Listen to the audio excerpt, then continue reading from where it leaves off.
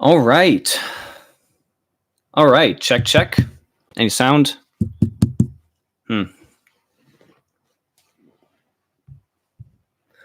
1 second, folks. We're going to start in about, oh, it looks like we're getting sound. Perfect. All right. So I don't have to monitor it on my phone. Hello. Who's in the chat? We're going to start in about 5 minutes. We're going to wait for people to get here. Hey. Hey there, folks. Guy K, Garias fan. Am I pronouncing that right? Shapong, hello team. Yes, go team. We are here for a live reading of Billy Coull's The Biohazard Protocol. Like I said, we're going to give it about 5 minutes or so. What's up, homeboy? Hello, Ice Bear. Not much is up. I'm just nervous but excited. Electric Mercenary, it's me. You ready? Yes, I am. I'm ready as I'll ever be, I guess. Looks like got a bit of a red eye effect, but I think that actually that fits for this video because not only is this book evil, it's also about robots. Or it's written by a robot, so makes sense that I have the red eyes. This is literally the best day of my life. This is my favorite book ever. Well, I'm going to give it the treatment it deserves. So you you will be in for a treat. I love this book. It's so good. I love it too. It was so good. I just had to give it a shot. Get it? 10 out of 10. I bought 10 Dude, why are you giving Billy your money?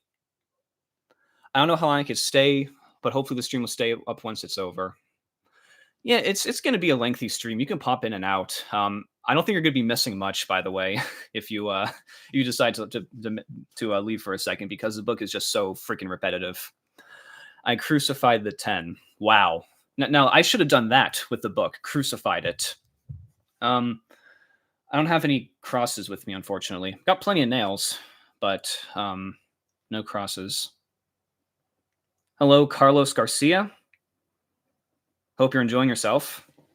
We're going to start in about 3 minutes or so. We're going to formally start. We're just waiting for people to make their way here. Sucks the stream isn't later. I wanted to fall asleep to this. It's just my absolute favorite book. Yeah. This book is really good for falling asleep to because it's just that, that exciting. I mean, that boring. I mean, that it can't be that good. You haven't seen anything yet, Shapong.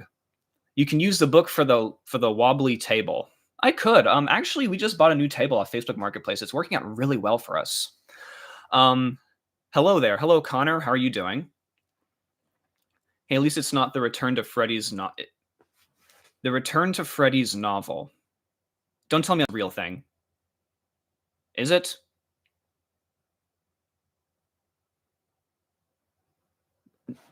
You guys are messing with me. It cannot be real. It cannot be real. I refuse to believe there's more FNAF books out there.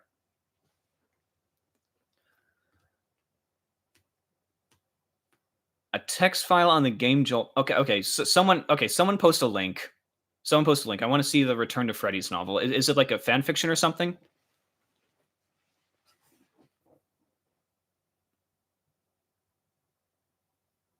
Oh boy. Righty then. Maybe I'll review Faz Fiction. Who knows? Or fan fiction or whatever. Fan Faz Fiction. Maybe. I mean, I don't want to be mean. When's the Nick Freddy's fic review arc coming? I mean, if I get enough hype right now, maybe it could be real. I mean, is Billy Coull even real? Apparently so. Yeah, apparently he is real. He was on a documentary, and I'll be talking about that in about 1 minute. Hello, folks. If you're just joining, we are going to commence with the live reading of the Biohazard Protocol in about a minute or so. So, welcome. I'm glad y'all showed up. I'm really, like I said, I'm nervous, but I'm also excited. First time ever going live on this channel in general. So, making sure there's nothing incriminating in the background. No, I think I shoved everything to the side. Good. Read the second coming of Chrissy or Chrissy? It's you said Chrissy with one S. And keep in mind, in Return to Freddy's, there is a super cancer plot line. Super cancer. Didn't they already have super cancer in Under Construction, that one story? Yeah, the jelly people with the cancer and all that. Out of context, that sounds awful. Mega cancer. Mega cancer is not as good as super cancer, but definitely not as horrible as gargantuan cancer. All right. All right, so it's 7:35. Got 12 people in the chat, 12 people who are willing to hear a live reading of a terrible novel. If you see cat hair flying up, that's because there's a cat on my lap. Unfortunately, she is half asleep, so I'm not going to show her. I'm not going to interrupt her peaceful slumber. There's a cat on my lap. Most of the time I'm sitting at my desk. She's really sweet. Her name's Lucy. Okay, folks, we're going to do the official introduction. Fucking cat hair. Folks, we're going to do the official introduction for the live reading of the Biohazard Protocol. So, as you know, I reviewed this book for one of my recent videos, which has really been popping off lately, and I cannot thank you all enough for that. Admittedly, I timed it right. I saw that there was a documentary airing on, I think, Britain's Channel 5 on Saturday, and I wanted to coincide the video with that. So that was happening. And then the day after, I remember, and there goes the cat. I guess I woke her up with my screaming. The day after that, a whole bunch of news articles started appearing about Billy Coull, about how he was like talking about how he ruined his life or whatever, and that coincided with the video jumping in views, which I really liked. And then just earlier this morning, or earlier today actually, Moist Critical made another video about the Willie's Chocolate Experience, and that caused my video to get more views by proxy, which I always like. Next step is Charlie actually watching my video about the AI novels, because it's, good stuff. Okay, so before I dive into the book, 3 things. I started this live stream for 3 reasons. Reason number 1, I just wanted to do live streams more often on this channel. And this will be a good little test run to see how I am on camera, how my charisma is, how engaging I am. They'll be more elaborate than just a webcam and a microphone in the future. But yeah, this is a good first start. I think I'm going to be planning a...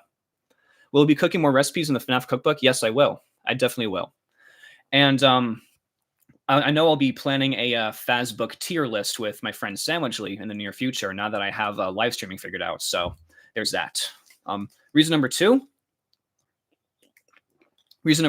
is that the Biohazard Protocol is one of like 2 books on Billy's catalog that you can actually buy. And well, I know there might be some people out there who might want to buy it and see for themselves.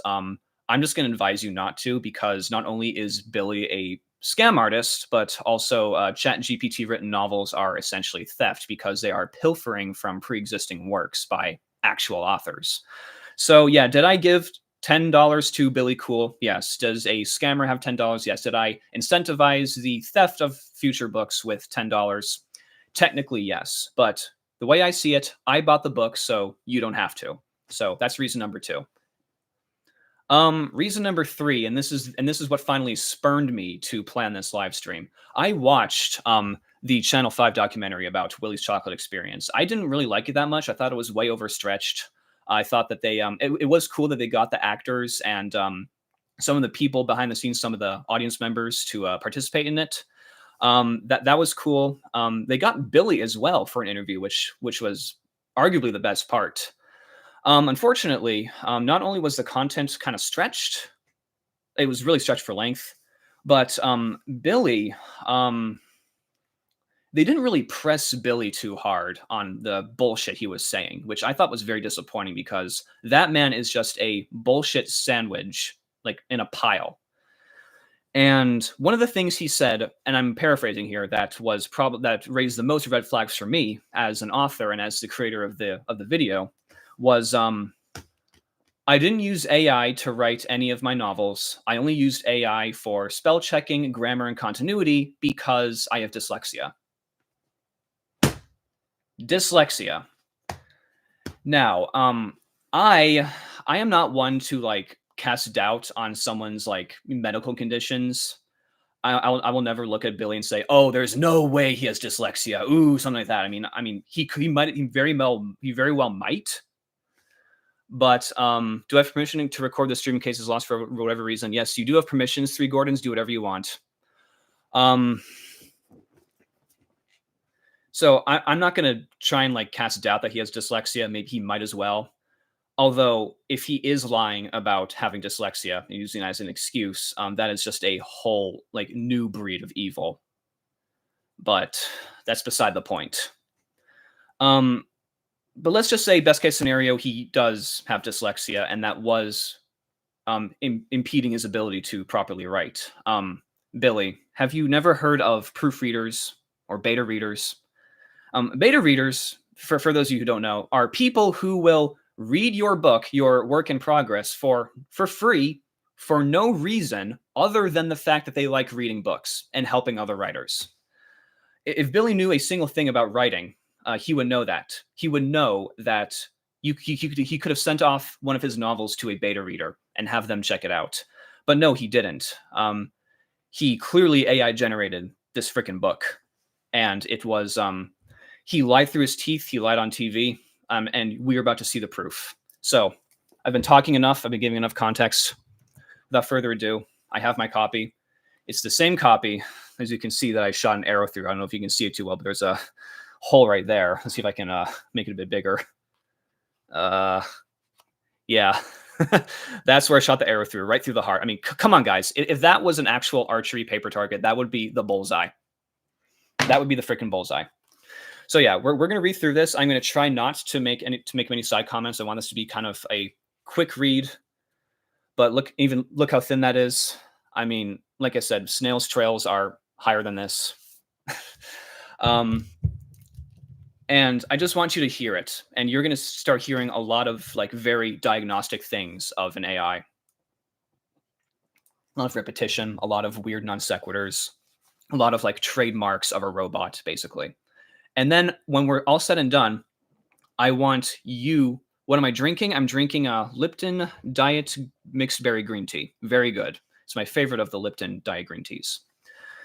And when we finish, I want you to decide for yourself who actually wrote this book, Billy or a robot.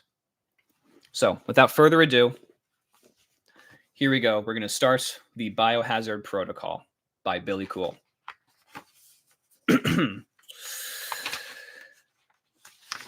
Chapter 1, Dark Beginnings. The wind howled through the desolate streets of a long-forgotten city. You don't really forget cities. They're either there or they're not. Even if they're not there, you usually tend to remember they're there.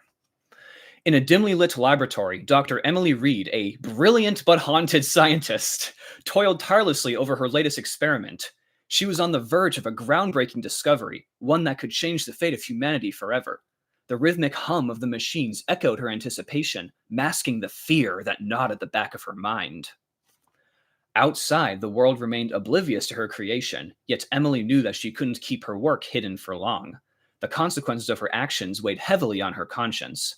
She had spent sleepless nights contemplating the implications of her research, how it could potentially revolutionize medicine, but also be perverted into a deadly weapon. So yeah, this is Exposition Central right now. And see, this is what like people like honestly like should be using AI for, which is like maybe outlining a book and then writing around it. But then again, my argument is, why not just write the damn thing yourself? You're just going to rewrite it anyway. Whatever. As she stared at the vials of a glowing, mysterious substance, she hesitated. Doubts clouded her judgment, but ambition pushed her forward. In the race against time, she felt compelled to unlock the secrets of her experiment before someone else did. She hoped to find a way to control its power and prevent it from falling into the wrong hands. The memory of her father, a renowned scientist whose legacy she carried. Who is this guy? Do we ever hear about her father again? Lingered in her thoughts. She had always believed in the power of science to shape a better world, but his work had been tarnished by the misuse of his discoveries. Are we ever going to hear about this? No, we're not. Emily vowed not to repeat his mistakes and sought to bring honor back to her family's name. What's dishonorable about her family name? What's the backstory we're missing out? Huh? Oh boy. In the heart of the laboratory. This is where we're getting repetitive. This is where it's going to be really long. In the heart of the laboratory, surrounded by the shimmering glow of the experiment, Emily couldn't help but feel the weight of responsibility. The burden of knowledge rested heavily on her shoulders, knowing that once unleashed, her creation could bring either salvation or devastation. We already said this. She had the intellect to harness its potential, but she questioned whether she had the wisdom to navigate its implications. Dr. Reed, a voice echoed through the lab, snapping Emily from her contemplation. It was her longtime colleague and friend, Dr. Michael Williams, whose dedication to their research mirrored her own. What is it, Michael? Emily asked, trying to hide the unease in her voice. I just received a message from the university. They're eager to know the status of our project, Michael said, concern etched on his face. They want updates on the research, and they're pushing for faster results. This dialogue is already riveting. Emily sighed, knowing that the pressure was mounting. Jesus Christ. The research funding came with expectations, and their experiment had already consumed significant resources. She understood the importance of timely progress, but she couldn't compromise the integrity of her work. I know we're under scrutiny, but we can't rush this, Emily replied. There are still variables we need to account for, and the potential risks. It's hard to turn pages because of the archery wound. Michael interrupted. I get it, Emily, but we're working on borrowed time. We need to show results, or they might pull the plug on the entire project. Can we hear about the university? We're repeating the boring stuff and glossing over the interesting stuff. This sucks. You're right. You're absolutely right. It does sucks.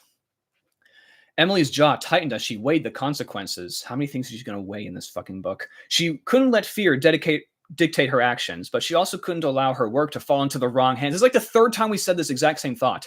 She had to find a balance between her duty as a scientist and her moral compass. Let's proceed cautiously, Emily finally said.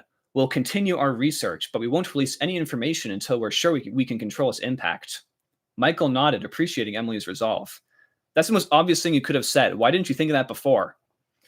Together, they continued their research, determined to unlock the secrets of the glowing substance.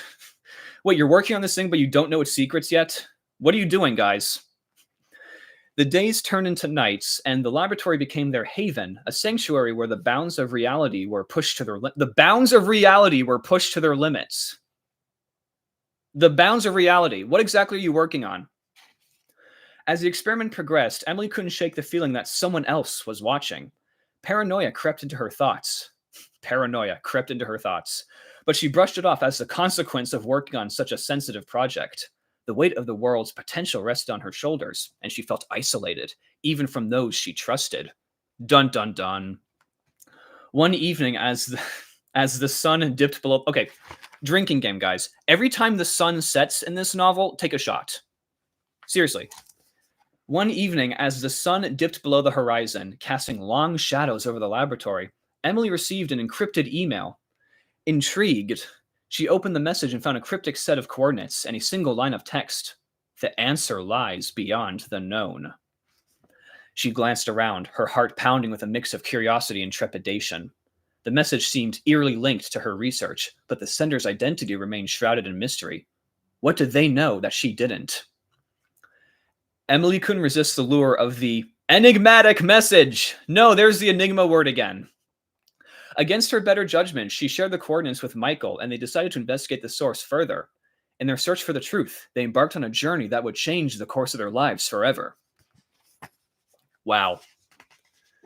Oh, you're right. It is the unknown. The unknown appeared in Biohazard Protocol before it appeared in Willie's Chocolate Experience. And flipping the page, it's stuck because of the arrow wound. Watch. Jesus Christ. Look at that shit. Chapter 2, Unforeseen Consequences. Dun dun dun. There's 17 more chapters to go. As days turned to weeks, Emily's obsession with her research grew.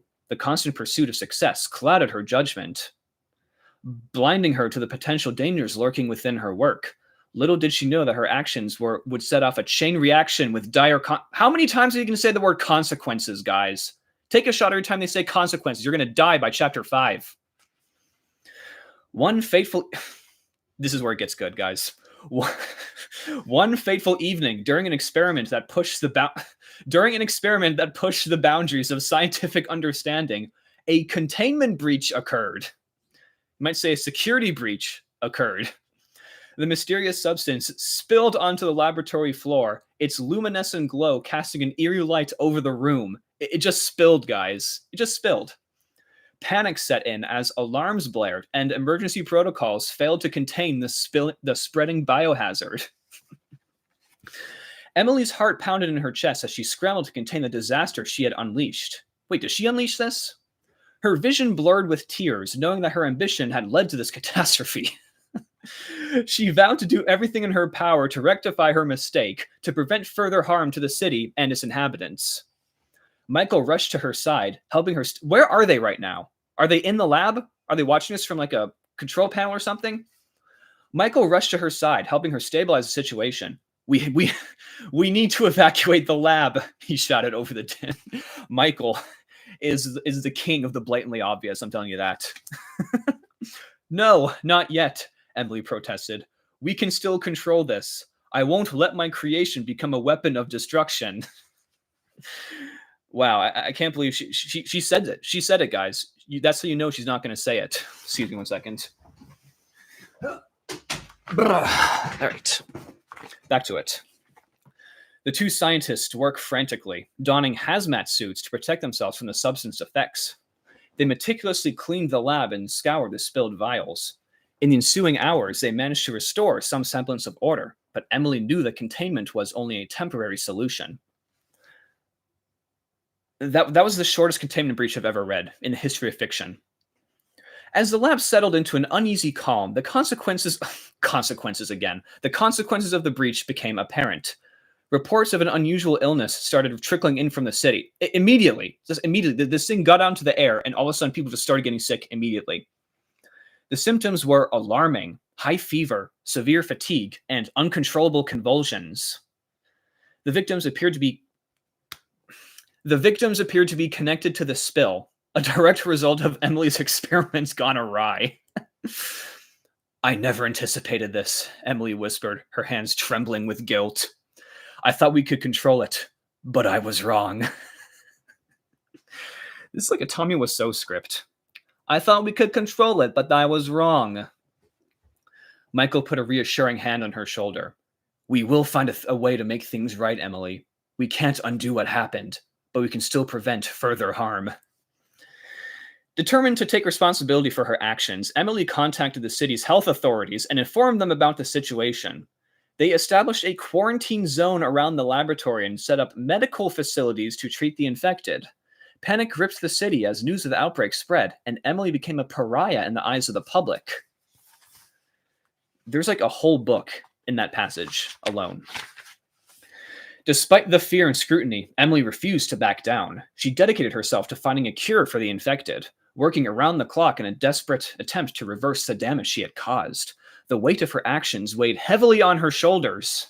That's like the third time I've heard that phrase. And each failure only deepened her sense of responsibility. Michael stood by her side, offering unwavering support. We'll get through this together, Emily, he assured her. We won't let your mistakes define who you are. That's the theme of the book, by the way. As they delved deeper into the nature of the biohazard, they discovered a troubling truth. Uh-oh. The substance had been engineered for nefarious purposes, and its effects were more insidious than they could have ever imagined. It was designed to target specific genetic markers, making it a potent bioweapon. So the fact that it targets specific genetic markers, that's what makes it a bioweapon, folks. The more you know. Like before, it was fine. Now, bioweapon. We're dealing with something far more dangerous than a mere accident, Michael said, his expression grave. Someone orchestrated this. Emily's heart sank as the realization dawned upon her. We were played, she whispered. My research was manipulated to create a weapon. The magnitude of the betrayal hit her like a tidal wave. Like a tidal wave. She had become a pawn in someone else's deadly game.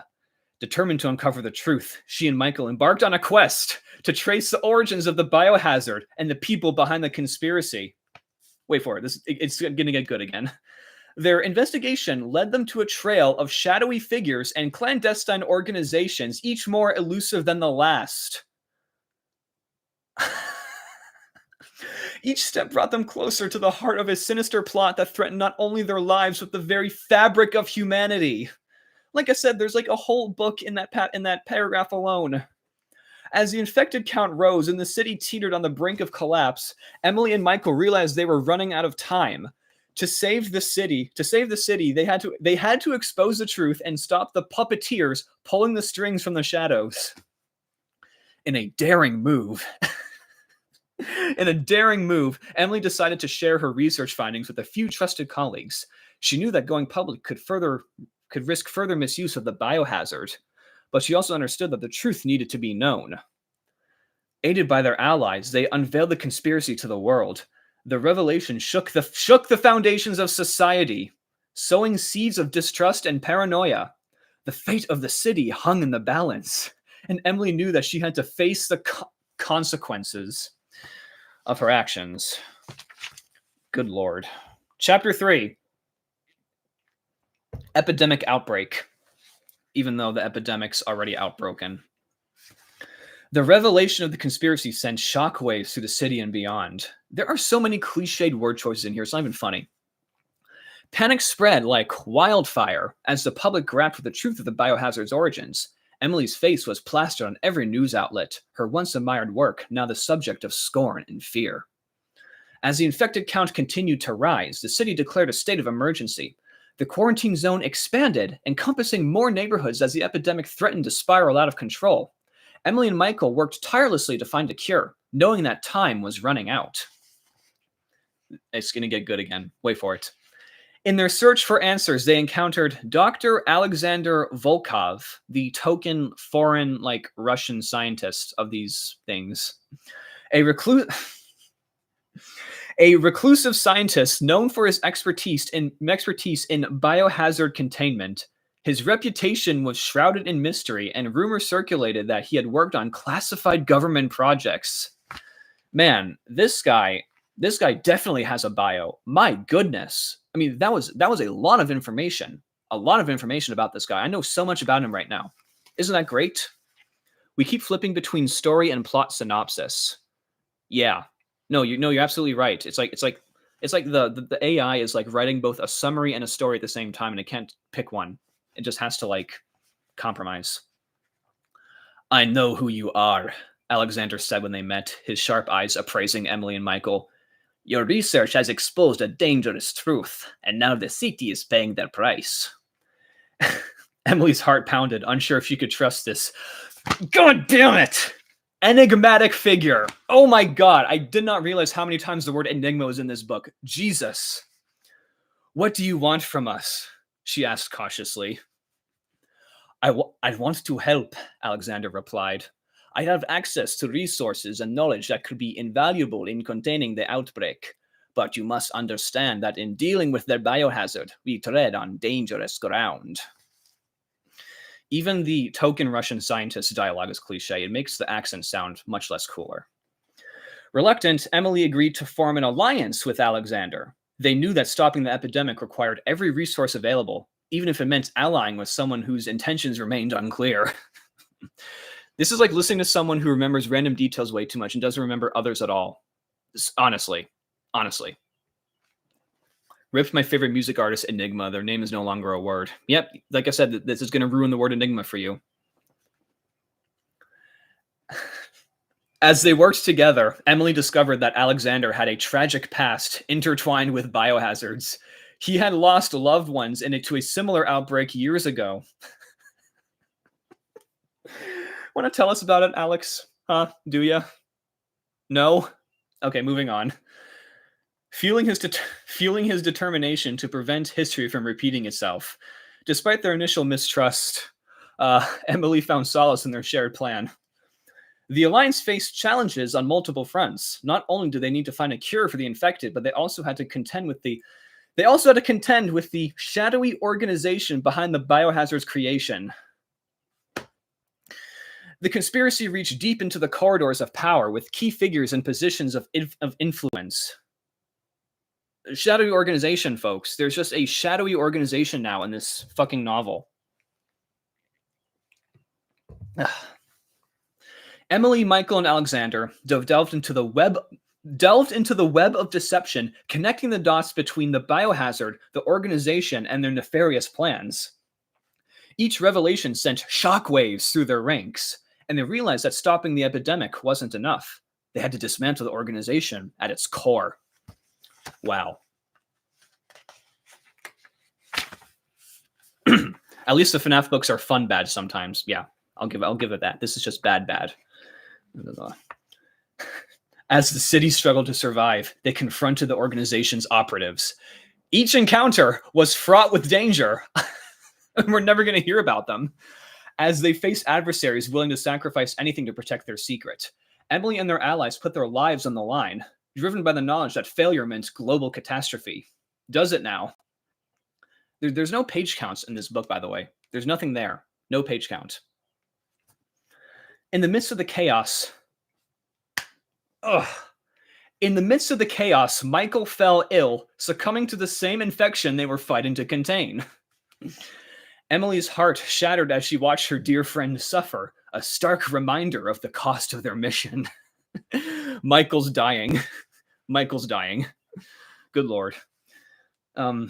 Desperation fueled her determination, and she vowed to find a cure, not only for the city, but for Michael as well. Meanwhile, Alexander's loyalty came into question as old ghosts resurfaced. He faced accusations of betrayal, and Emily grappled with whether to trust him or cut ties. What accusations? What did he do? But the Alliance couldn't afford divisions, and they had to put aside personal grievances for the greater good. With each setback, they pushed forward, give us drink commands. I already said if I mention the sun setting, take a shot. So if the sun sets, take a shot. You're a nightmare tyrant. You're a nightmare tyrant. I'm a nightmare tyrant. Are there any other nightmare tyrants I should know about? Meow. With each setback, they pushed forward, fueled by hope and resilience. As they gathered evidence against the organization, they prepared to unveil the truth to the world. But the conspirators weren't about to go down without a fight. In a heart-stopping climax, Emily and her allies faced the organization's leaders in a showdown of epic proportions. Betrayals and sacrifices were made, and the city stood on the precipice of annihilation. Oh my God, that is the most melodramatic cliche I've ever heard. Goodness. The last moments of the battle would decide the fate of millions. As Emily confronted the mastermind behind the catastrophe. And who is the mastermind, you might ask? Well, we're about to find out in Chapter 4, Collateral Damage. Emily's heart pounded in her chest as she stood face to face with the mastermind behind the epidemic. The cold and calculating gaze of the organization's leader sent shivers down her spine. But she refused to let fear cloud her determination. You thought you could expose us and get away with it? Okay, this part's insane. I didn't talk about this because if I talked about every weird thing in the book, the video would have been 3 hours long, but for some reason, the leader is referred to with they, them pronouns. And I don't know if the AI was intending to make the leader of the evil organization non-binary. I don't know if that was the intent, but, you know, I'm happy for the representation, I guess. But it doesn't explain this. Like, it doesn't explain the leaders. It just, listen. You thought you could expose us and get away with it? The leader sneered, a sinister smile curling on their lips. You've disrupted our plans, but you'll pay the price. Emily took a deep breath, steadying herself. Your plans were built on the suffering of innocent people, she retorted. I won't let your greed and ambition destroy countless lives. The leader's eyes gleamed with malice, and Emily knew they would stop at nothing to protect their secrets. A tense standoff ensued. It's probably an accident. I really do want to feel represented in a book like this. Are you sure about that? If so, I mean, yeah, sure. You're a leader of a shadowy organization, but you know you're also in Billy Coull's novel. But before the confrontation escalated, a familiar voice echoed through the room. That's enough. We are not here to make enemies. It was Alexander stepping forward from the shadows. He held a data drive, evidence of the organization's crimes. Apparently, when you're a big shadowy organization, you can just allow all your data to be transferred to a data drive. Like no encryption, no firewalls, no passwords. You can just drag, click onto the File Explorer. All your secret plans.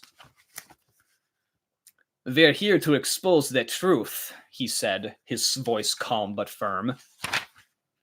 The leader narrowed their eyes, assessing the situation. "You think a few pieces of evidence will change anything?" They scoffed. Emily stepped forward, her resolve unwavering. "The truth has a way of coming to light. The world will know what you've done, and your reign of terror ends now." Suddenly, alarms blared, and the room shook as the organization's hideout was infiltrated by the city's authorities. Real airtight security, folks. Emily's heart raced, realizing that her alliance with Alexander had attracted attention. It was a dangerous gamble, but they knew it was the only way to expose the organization's crimes. All their stuff they can fit on a flash drive. Exactly. In the chaos that ensued, Emily and her allies fought to escape the collapsing hideout. The confrontation had taken its toll, and the danger of the collapsing structure loomed over them. Okay, the thing just starts collapsing. Authorities storm it. Do they trigger some self-destruct thing or something like that?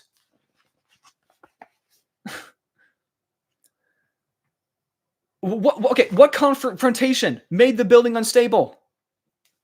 Guys, come on. They navigated through debris and chaos, their survival dependent on quick thinking and teamwork.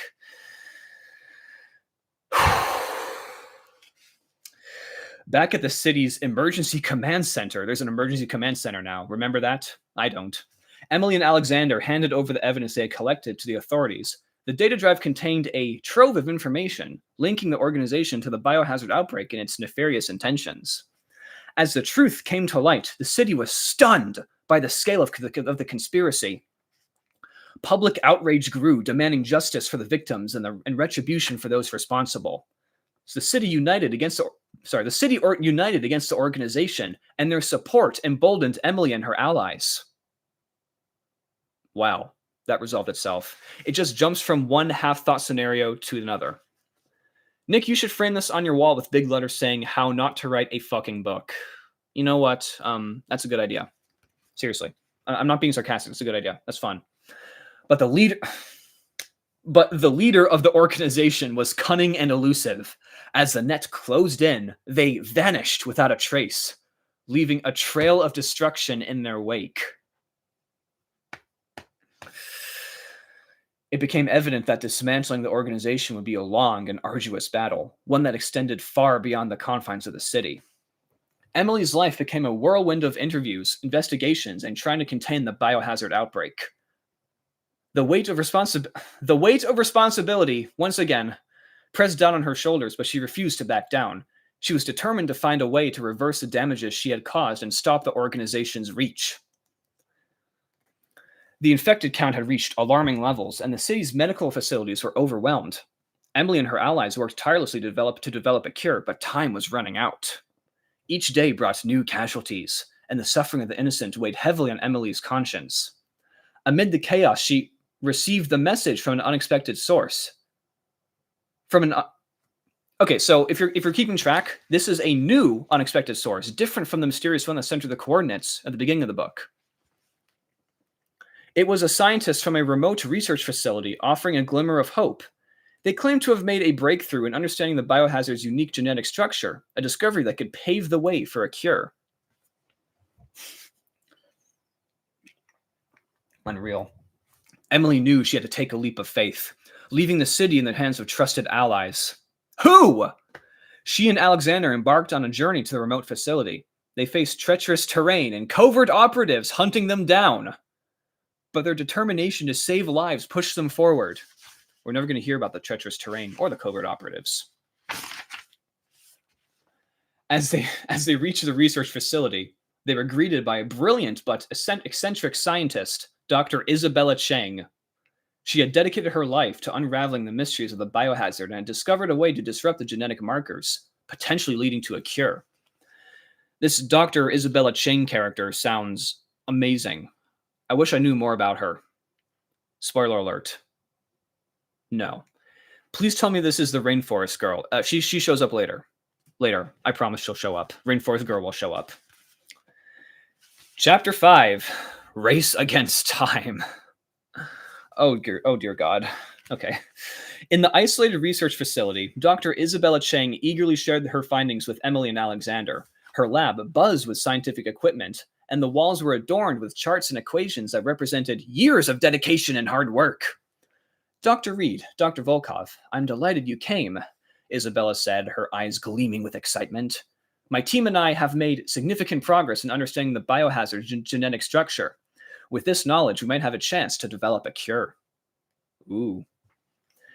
Emily's heart soared with hope. That's incredible news, Isabella. Every moment counts, and we must act swiftly. Thanks, Emily. Isabella nodded. Agreed. But be warned. The biohazard's genetic complexity is unlike anything we've encountered before. We'll need to conduct extensive tests to ensure the cure is both safe and effective. Time was their most formidable adversary. As the infected counts continued to climb in the city, their desperation to find a cure intensified. Emily, Alexander, and Isabella's team worked tirelessly, racing against the clock. Oh, God, someone just called out racing against the clock in the comments too, to analyze the genetic data and formulate a potential solution. God, this is so tedious. This part I highlighted in the video. In the following days, their collaboration bore fruit. They discovered that the biohazard targeted a specific genetic receptor, causing a deadly cascade of events within the infected individuals. We knew that already, though. They said that already. With this newfound understanding, they identified a potential antidote that could disrupt the biohazard's interaction with the receptor. But developing a cure wasn't as simple as creating an antidote. The genetic complexity of the... God, I'm repeating myself. My mouth is like mush right now. The genetic complexity of the biohazard posed challenges that pushed the boundaries of their knowledge. Like what? How? Emily and her allies toiled around the clock, knowing that every moment counted for the people suffering in the city. Can you start over from the start? I fell asleep. Yeah, sure thing. I will. Chapter 1, Dark Begins. I'm fucking kidding. I'm not doing that. As they conducted experiments on infected samples, they encountered setbacks and unforeseen side effects. Like what? Care to explain? Each failure brought doubt and frustration, but as they pressed on, driven by the knowledge that lives hung on the balance. Really now, lives hang on the balance, huh?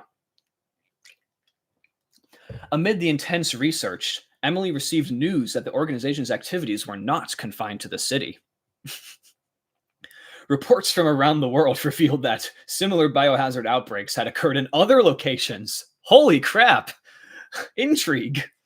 The conspiracy's reach was global, and their nefarious schemes extended far beyond what anyone had imagined. The realization hit Emily hard. She understood that stopping the organization wasn't just about her city. It was about safeguarding humanity. The conspiracy had to be exposed and dismantled on international scale. Does it now? And here I thought we were just going to let it slide. And that was going to be the whole freaking book. Anyway. Alexander's expertise in remember he's a character. Remember him? Alexander's expertise in biohazard containment proved invaluable. He had extensive knowledge of the organization's inner workings. Oh, that's right. He exposed their secret plans on a freaking 1 gig flash drive. And he became a key asset in unraveling their plans. As they pieced together the puzzle, they discovered that the organization's endgame involved a series of coordinated biohazard attacks, each designed to sow chaos and fear. We need to act strategically, Alexander advised. We can't fight this battle head on. They're too well organized. Instead, we must hit them where it hurts most. Expose their secrets, cut off their funding, and dismantle their operations piece by piece. Emily agreed. The voice is the only fun part about this whole reading, by the way. Emily agreed, realizing that it just occurred to me you could do live writing Q&As. I could. Emily agreed, realizing that the war against the organization required a multifaceted approach. Ooh, I never would have thought of that. As they pooled their resources and knowledge, they reached out to trusted allies across... Who? Trusted allies across the globe, forming a network of dedicated individuals willing to take a stand against the conspiracy. The battle for humanity's survival had entered a new phase. Emily and her allies became a covert force, working in the shadows to uncover the truth and expose the organization's dark deeds to the world. Their efforts stretched from underground laboratories to corporate boardrooms. As they followed the money and connections that funded the conspiracy. As they closed in on the organization's leaders, more non-binary organizational leaders, by the way, the stakes grew higher. Their pursuit attracted dangerous enemies, and the line between friend and foe blurred. Emily faced tough decisions, knowing that trust was a luxury she couldn't afford. This book peaked when it was a blip in Billy Coull's head. Radical hilarity. I have to be honest, this book did not peak at all. Through their tireless efforts, they dismantled some of the organization's key operations, exposing their crimes to the world. Public outrage mounted, and pressure intensified on governments and institutions to act against the conspiracy. We're not going to hear about that either. Yet, with each victory came a wave of retaliation. The organization fought back with cunning, desperate to protect their secrets and maintain control. Emily and her allies realized that their fight wasn't just against an organization. It was against an ideology that thrived on fear and chaos. As the war raged on, the city's medical facilities were stretched to their limits. The infected count reached alarming levels. It was already at alarming levels. You morons. And many lives hung in the balance. Thank you for clarifying that. Here I thought they were just gonna, get out of bed after 3 days. Emily's heart ached for the suffering of the innocent. The suffering of the innocent. And she vowed to redouble her efforts to find a cure. Was she not already, redoubling her efforts? Was her heart already not aching for the afflicted? In the darkest hours, as hope seemed to wane, a breakthrough occurred. Dr. Isabella Chang and her team made a groundbreaking discovery, a potential cure that showed promise in neutralizing the biohazard's deadly effects. Now we're getting to the falling action. Okay, so we're getting to the falling action, but we're on chapter 6 out of 19. Chapter 6, The Cure Unveiled. The research facility hummed with anticipation as Emily, Alexander, and Isabella stood before a gathered group of scientists, medical professionals, and government officials. Okay, seriously, what was going through Billy's head? Why do you want to publish this at all? I don't think he actually read his book. I think he just outputted something on ChatGPT, then copy-pasted it into a PDF or a text file, and then put that on Amazon. Like he spent more time setting up the book to be published instead of actually writing the book. I think that's what happened. Here's the room was tense with the weight of expectation, and the fate of the city and possibly the world rested on their shoulders. How many things are going to rest on these people's shoulders? Okay, whoever's asking about drinking, whenever something rests on someone's shoulders, take a shot. We stand at a pivotal moment in history, Isabella began, her voice resolute. Our research has led us to a potential cure for the biohazard outbreak, but we must proceed with caution and careful testing to ensure its efficacy and safety. Were you not doing that already, Isabella? The eyes of the audience fixed on Emily, awaiting her confirmation. We are on the verge of a breakthrough, she said, her voice steady despite the pressure. But we must act responsibly and transparently. The cure holds the potential to save lives, but we must ensure that it won't cause unintended harm. The gathered group understood the gravity of the situation. Emily and her allies had fought against time, navigating through deception and danger to reach this point. Yeah, I read about it already. Now the moment of truth had arrived. Over the following days, Emily, Isabella, and their teams worked tirelessly to test the cure on infected samples. The results were promising, but each step was fraught with uncertainty. They couldn't afford to overlook any detail, knowing that a misstep could lead to disastrous consequences. Oh my God. As the tests progressed, they encountered setbacks and unforeseen complications. The biohazard, we read about this already. The biohazard's genetic complexity posed a constant challenge, and they refined the cure with meticulous precision. Each trial brought them closer to success, but the weight of responsibility only grew heavier. Meanwhile, the battle against the organization continued on a global scale. Sure. Emily and her allies worked in the shadows, exposing the conspiracy's crimes and gaining support from governments and organizations.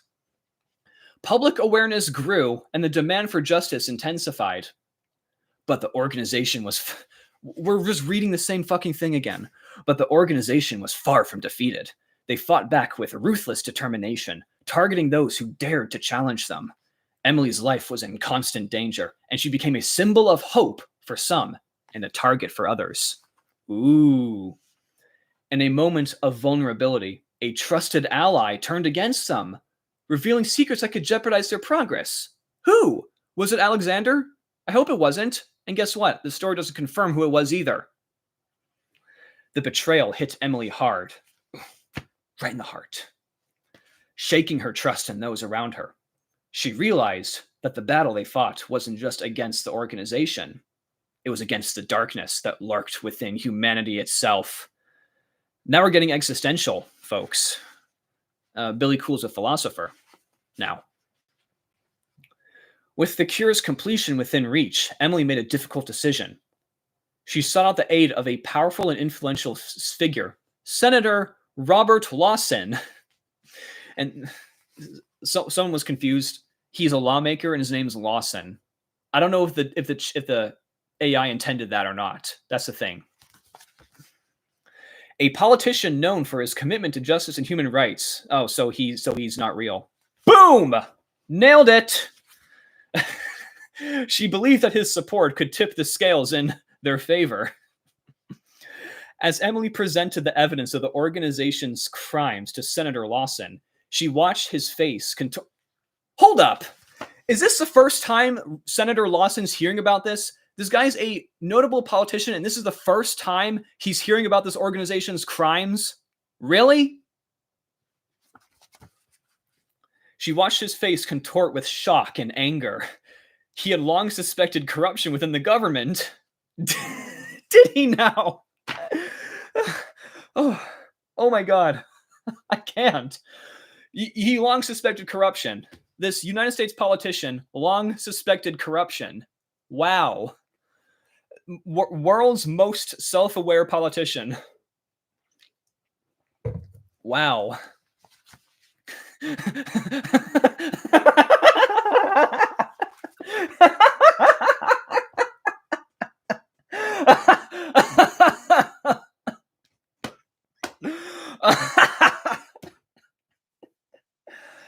Oh.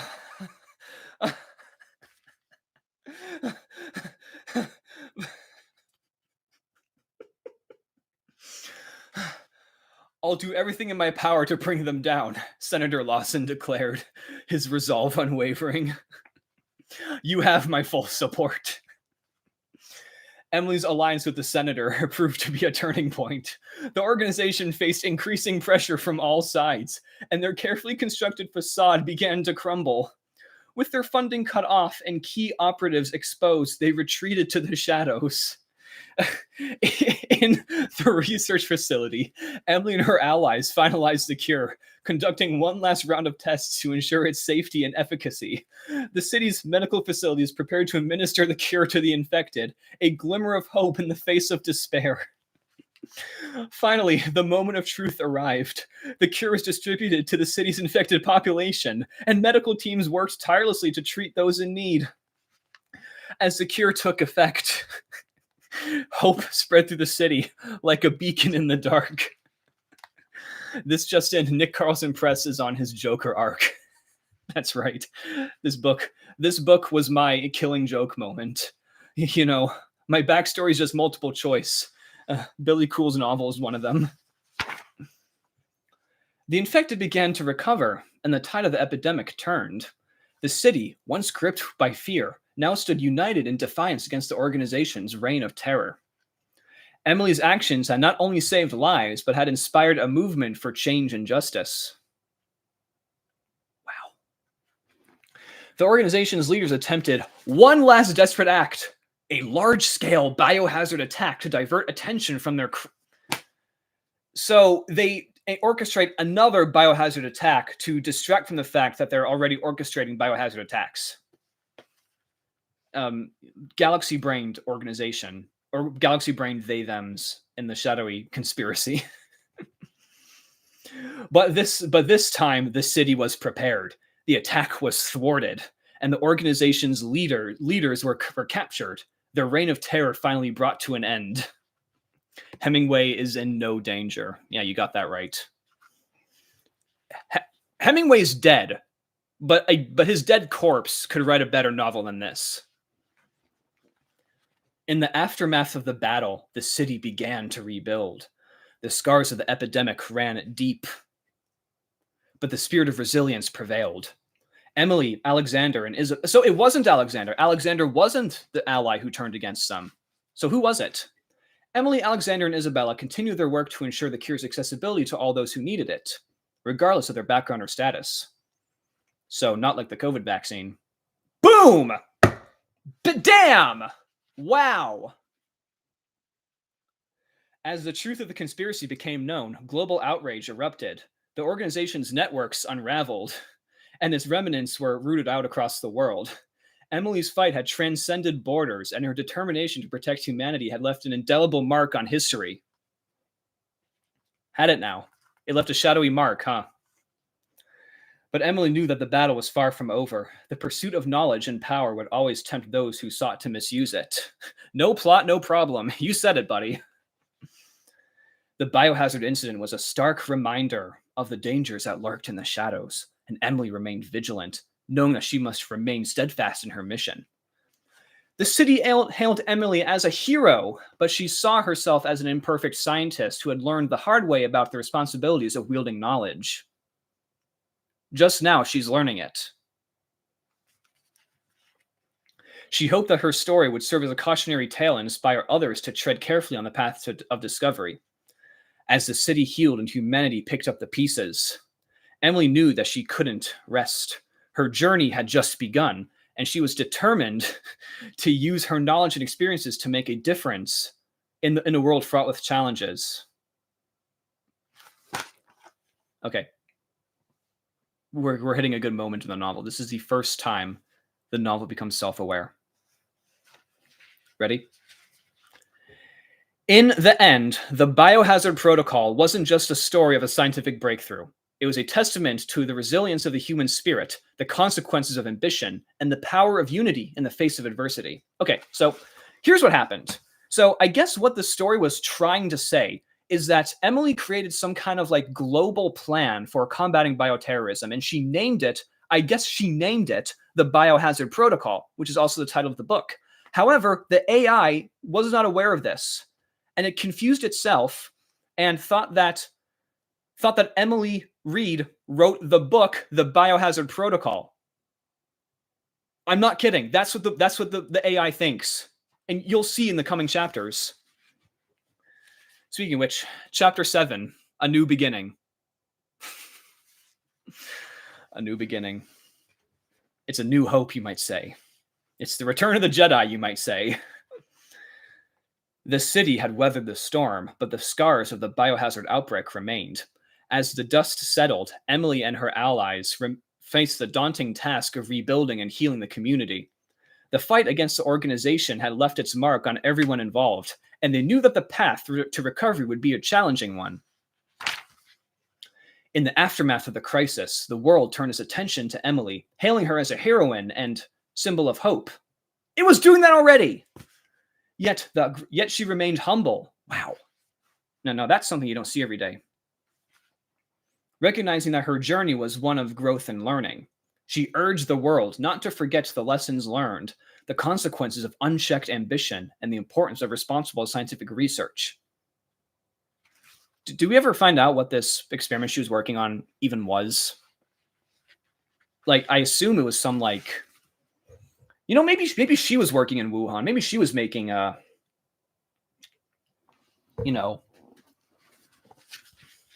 gain of function viruses. Maybe she reports to Dr. Fauci. Who knows? Emily stepped back from the spotlight, content to return to her laboratory, where she could focus on research for the greater good. The greater good! Research for the greater good. She was cautious with her findings, taking the time to consider their ethical implications and consult with trusted colleagues. So now she's considering the ethical implications. I'm going insane. I'm going insane. I'm going insane. We're all here, buddy. We're all here. I promise you that. In the fuck the greater good, all my homies fight for the greater lesser good. Greater good, I am your wife. I am the greatest good you are ever gonna get. In the months that followed, Emily's name became synonymous with responsibility and integrity in the scientific community. We're going to start hearing about this a lot, by the way, folks. Her efforts to bridge the gap between scientific progress and ethical considerations earned her respect and admiration worldwide. In case you missed it the first time they said it. Michael, who had fully recovered. Remember him? He got sick like 3 chapters ago and then disappeared from the story, and now he's back, and now he's fully recovered. I thought Michael died. No, he just got sick. Michael, who had fully recovered, joined her in the lab. Their friendship had weathered the storm, and their shared experiences had only strengthened their bond. Together, they sought to make a positive impact on the world, using their knowledge to address global challenges with compassion and wisdom. As the world moved forward, Emily remained vigilant. She understood that the battle against... this is so repetitive. She understood that the battle against dangerous ideologies and misuse of scientific knowledge was an ongoing one. She knew that vigilance was essential to prevent similar catastrophes in the future. Wow. What led you to that conclusion, Emily? The city and its people embraced a new era of progress and accountability. So this really is a work of fiction, right? The scars of the epidemic served as a reminder of the dangers of scientific recklessness and the importance of safeguarding humanity's future. Thanks. I didn't know that already, honestly. Emily's story became a legend, one that warned of the potential consequences of unbridled ambition and celebrated the resilience of the human spirit. She hoped that an AI should be the last fucking thing talking to me about the human spirit. Fuck you. She hoped that future generations would learn from her experiences, forging a path of responsible discovery and safeguarding the well-being of all. Here we go again. The Biohazard Protocol became a symbol of change, sparking discussions on the role of scientific ethics and I didn't know that last word because the arrow wound was covering it. Responsible for scientific ethics and responsibility in the pursuit of knowledge. Emily's name was etched in history as a scientist who not only revolutionized her field, but also used her lesson to inspire a new generation of responsible thinkers. It seems Google Gemini is much better at writing books, even though I asked you what's blah, blah, blah, blah, blah, blah. I haven't looked into Google Gemini yet, though I heard it has its own host of problems. As time passed, the city healed, and the scars of the epidemic gradually faded. Life returned to a new normal, one that was guided by the lessons of the past. So this is really fictional, isn't it? The world became more united with shared purpose and understanding, all thanks to the courage and wisdom of a scientist named Emily Reed. That read like an ending, but it's not. It's just... No! We're at the part! In the end, the Biohazard Protocol wasn't just a fictional novel. It was a reminder of the power of storytelling to inspire change and reflection. The tale of Emily Reed's journey from ambition to responsibility had left an indelible mark on humanity, shaping the future for generations to come. Yes! Yes, we got to the part. We got to the part where the AI did some like fourth wall, like meta lore commentary. Goodness. Wow, we what is the prompt for this book? You know what? Actually, that's a good point. We're going to guess what Billy Coull's prompt was at the end of the book. That's what we're going to do, okay? Okay. Chapter 8, Legacy of... Freaking arrow holes. Chapter 8, Legacy of Responsibility. A book inside a book within a book. Exactly. Ugh. The world had changed in the wake of the biohazard crisis. The lessons learned from Emily's journey had a profound impact on the scientific community and society at large. The task force she helped create worked tirelessly to... She created a task force? Worked tirelessly to prevent future biohazard outbreaks and ensure responsible scientific practices. Emily's name became synonymous with responsibility and ethics in science. Jesus Christ, how many times do we have to hear this? She was invited... Okay, start drinking every time you hear something along the lines of how she became synonymous with responsibility or whatever. She was invited to speak at prestigious conferences and events, sharing her experiences and urging others to tread carefully on the path of discovery.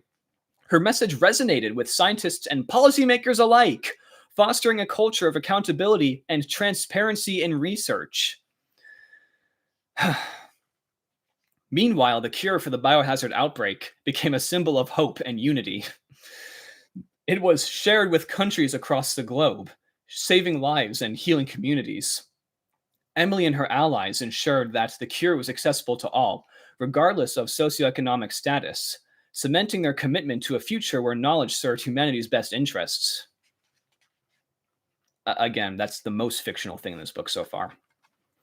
With the Biohazard organization dismantled and its leaders brought to justice, a sense of closure settled upon the city and its people. The scars of the crisis remained, but they were no longer a source of fear. Instead, they became a testament to the strength and resilience of humanity. In the city's laboratories, a new era of research emerged, one that prioritized responsibility, ethics, and cooperation. I am so tired of reading about the same thing over and over again. Jesus Christ. Scientists, inspired by Emily's example, formed partnerships to tackle global challenges such as climate change, disease eradication, and sustainable development. Oh my God. It took a freaking biohazard crisis to finally get them to address climate change. My God. Michael, Emily's trusted friend and ally, in case you forgot who he was, continued to work alongside her, determined to leave a lasting impact. Together, they delved into projects that aimed to harness the power of science for the betterment of all humankind. As time passed, Emily received numerous accolades for her contributions to science and humanity.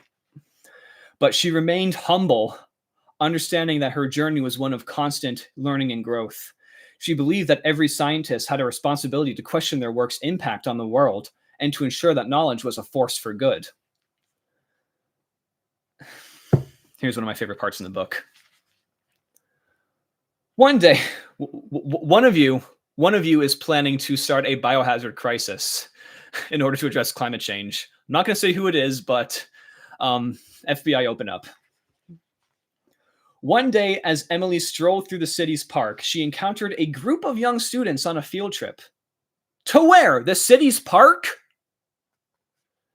They recognized her and approached her with shining eyes, eager to ask questions and seek advice.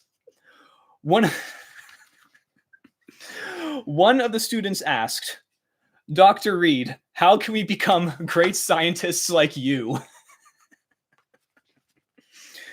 Emily smiled warmly. "To become great scientists, you must first become great thinkers," she replied. "Always ask questions, challenge assumptions, and never stop learning. But remember, greatness is not measured solely by achievements, but by the impact you have on the world and the responsibility you carry for all the knowledge you possess." The students nodded, inspired by her words. From that day on, Emily became an inspiration to countless young minds who sought to follow in her footsteps and use their passion for science to make a difference. It's happening again, folks. Get ready. As years passed, the Biohazard Protocol became a classic, passed down from generation to generation. It was no longer just a fictional tale. It had become a moral compass for scientists and thinkers across the world. How long has this book been in the epilogue stage? At least like 9 chapters. Emily's legacy endured, not just through the cure that saved lives, but through the responsibility and compassion she instilled in others. Her story was a reminder that science was a powerful tool, a tool that could shape destinies and influence the course of history. In the end, Emily Reed's journey was not just about a biohazard outbreak. It was about the journey of humanity itself, a journey from ambition to responsibility, from recklessness to wisdom, and from darkness to the light of hope. And so, as the world moved forward, guided by the lessons of the past, the legacy of Emily Reed lived on, a beacon of inspiration, a reminder of the power of knowledge, and a testament to the resilience of the human spirit. So now we're hitting the phase of the book where it just starts repeating itself for the next 10 chapters or so. It's wild. It is wild how unaware this thing is. Chapter 9, A World Transformed.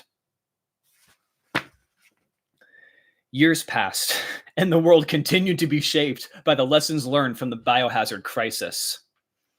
Emily's legacy endured, and her message of responsibility and ethics in science remained at the forefront of research and discovery. The global task force she helped create became a powerful force for change, working tirelessly to prevent biohazard outbreaks and to ensure that scientific advancements served humanity's best interests. Its success inspired the formation of similar task forces dedicated to other pressing global challenges. Emily's work with Dr. Isabella Chang and Senator Robert Lawson continued as they addressed issues ranging from climate change to poverty alleviation. So now they're economists. They formed an unstoppable trio. Where did Alexander go? They formed an unstoppable trio. And the only reason I remember him is because I used the accent. They formed an unstoppable trio using their knowledge and influence to advocate for policies that protected the vulnerable and promoted sustainable development. In the city, the scars of the biohazard outbreak had faded, but its impact had left an indelible mark. The city became a global hub for responsible research and innovation, attracting scientists, researchers, and thinkers from all corners of the world. So this one city is just drawing in all these thinkers. It's like a mecca for thought. Wow. This one city, it's like no other place on Earth has anything worthwhile. Just this one city, which, by the way, we don't even know its fucking name yet. Whew. Sorry. Emily's laboratory was a beacon of collaboration and discovery. Scientists from diverse backgrounds worked side by side, fostering an atmosphere of cooperation and mutual respect. This AI has a really optimistic view of humanity, doesn't it? The city's commitment to responsible science became its defining characteristic, and it stood as a testament to transformative power of knowledge used wisely. The cure for the biohazard outbreak, once a symbol of crisis. When was it ever a symbol of crisis? When was a cure ever a symbol of crisis? Had now become a symbol of hope. It was distributed to every corner of the world, saving countless lives and healing communities torn apart by disease. The cooperation and unity that had emerged from the crisis extended far beyond the city's borders. Thinkers, so not Billy Coull. Good one. In the midst of this transformative era, Emily received a prestigious global recognition, the Nobel Prize in Medicine. Go girl! Yes! The world recognized her not just for the cure, but for the values she embodied: integrity, compassion, and responsibility. Was her father Uncle Ben? In her acceptance speech, she urged the world's leaders and scientists to embrace their power as agents of change and to prioritize the well-being of... Okay, hold up. I need to listen to this. And to prioritize the well-being of all living beings. Prioritize the well-being of every living being on Earth. Your well-being is prioritized. The cat's well-being is prioritized. Every freaking walrus in Greenland, its priorities, its well-being is prioritized. The bacteria on your hands right now, prioritize their well-being, folks. Every living being has to be prioritized. That is one of the most stupid things I've ever heard in my life. Good Lord. Here's the part that made my mind snap. As the years went by, Emily's story continued to inspire people of all ages and walks of life. The Biohazard Protocol became required reading in schools, reminding students of the importance of questioning and critical thinking in the pursuit of knowledge. There it is, folks. There it is, where this book becomes required reading in the universe that the book is telling us about. Unbelievable. Emily's wisdom resonated beyond the realm of science. Her principles of responsibility and ethics influenced policymakers, artists, and leaders across the world.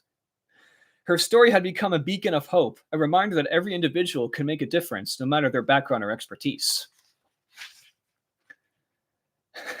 Meanwhile, Michael, her loyal friend and ally, became a renowned scientist in his own right. Together, they collaborated on projects that tackle some of humanity's most pressing issues, like poverty alleviation and climate change. Remember that? Their bond had grown stronger with time, and they knew that they were partners in a journey that would last a lifetime. On a bright and sunny day, Emily stood atop a hill overlooking the city that had become her home. She could see the bustling streets below, teeming with life and progress. Her heart swelled with pride as she gazed at the city that she had helped transform. A voice behind her interrupted her thoughts. It was Michael, smiling warmly. "You did it, Emily," he said. "Your journey has changed the world for the better." Emily turned to him, her eyes sparkling with gratitude.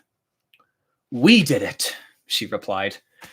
"Together, we proved that knowledge is a powerful force and responsibility its guiding light."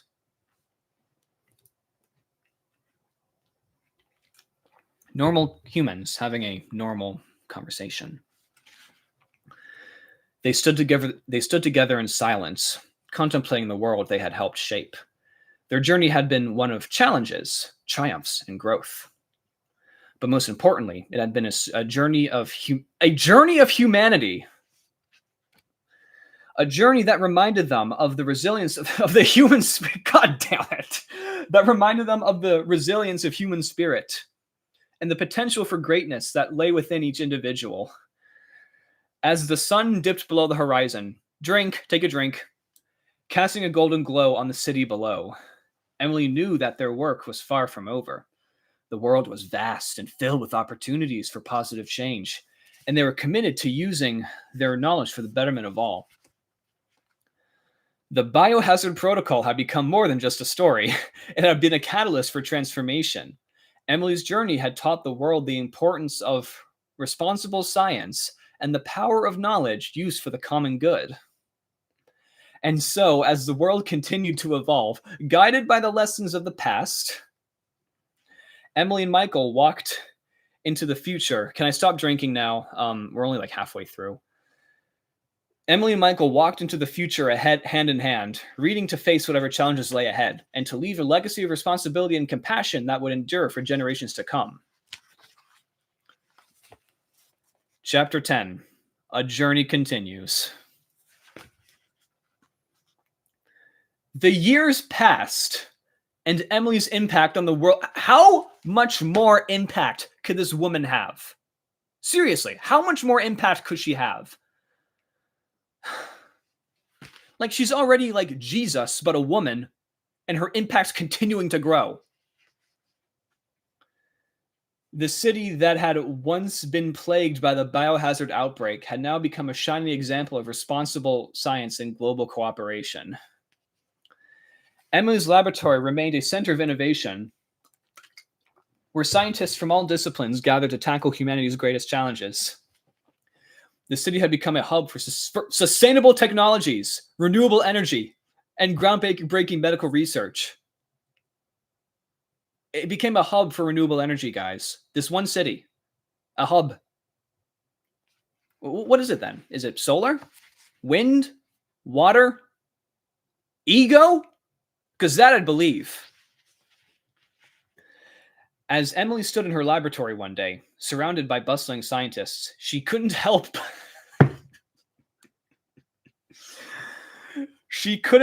but reflect on her journey. Ah, the young woman who had once been consumed by ambition uh, had grown into a wise and compassionate leader, a symbol of hope and progress. But she knew that her work was far from over. The world still faced countless challenges: climate change, poverty, inequality, and the ever present threat of global crises. You know, that whole ever present threat, guys. Emily was determined to use her knowledge and influence to continue making a positive impact. My mouth hurts, but I must go on. She had learned that knowledge was a double edged sword. It could be a force for good, but it could also be misused to cause harm. It was the responsibility of every scientist, every thinker, and every leader to use knowledge wisely and ethically. It's a spiral and never ends. Oh, you're absolutely right. My brain is seeping out of my ears. Emily's bond with Michael had remained unbreakable through the years. They had stood side by side through triumphs and hardships, supporting each other in their shared mission. Their friendship had become a source of strength and inspiration, reminding them that they were not alone in their quest for a better world. Holy crap. So, remember all those irrelevant incidentals I talked about before? Here's one. One day, a young researcher approached Emily with a glimmer of excitement in her eyes. "Dr. Reed, I've made a breakthrough," she said, holding a stack of papers in her hands. "I believe this discovery could revolutionize renewable energy." Wow. Emily smiled, her eyes lighting up with pride. "That's wonderful news," she replied. "Let's review your findings together and see how we can build on them." As they delve, it likes using the word delved a lot too. As they delved into the research, Emily's heart swelled with joy. This is what her journey had been about: the pursuit of knowledge that had the potential to transform lives and create a brighter future for all. Outside the laboratory, the city had become a thriving metropolis, a symbol of progress and unity. Emily's story had become an integral part of the city's identity, celebrated in museums, art installations, and public spaces. The Biohazard Protocol continued to be a beloved classic, its pages worn by the hands of countless readers. Schools across the world used it as a tool to teach responsibility, ethics, and the importance of questioning.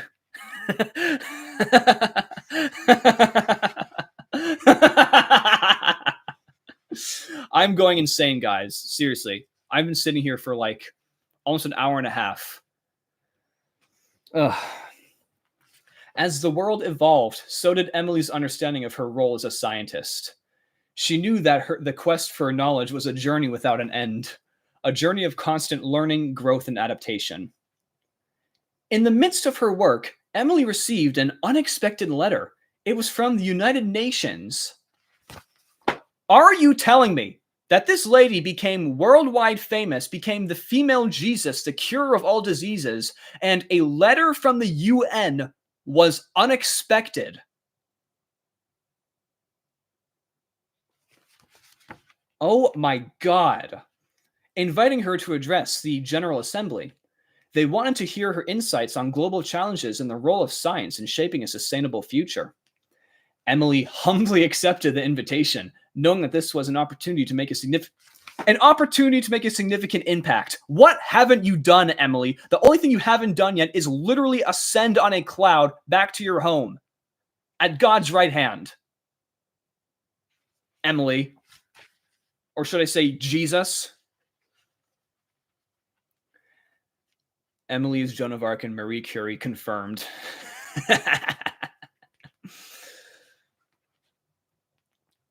As she stood before the world's leaders, she spoke passionately about the power of responsible science and the importance of global cooperation. Speech time. "We stand at a critical juncture in history," Emily addressed the assembly. "The challenges we face are vast, but so is the potential of human knowledge and ingenuity.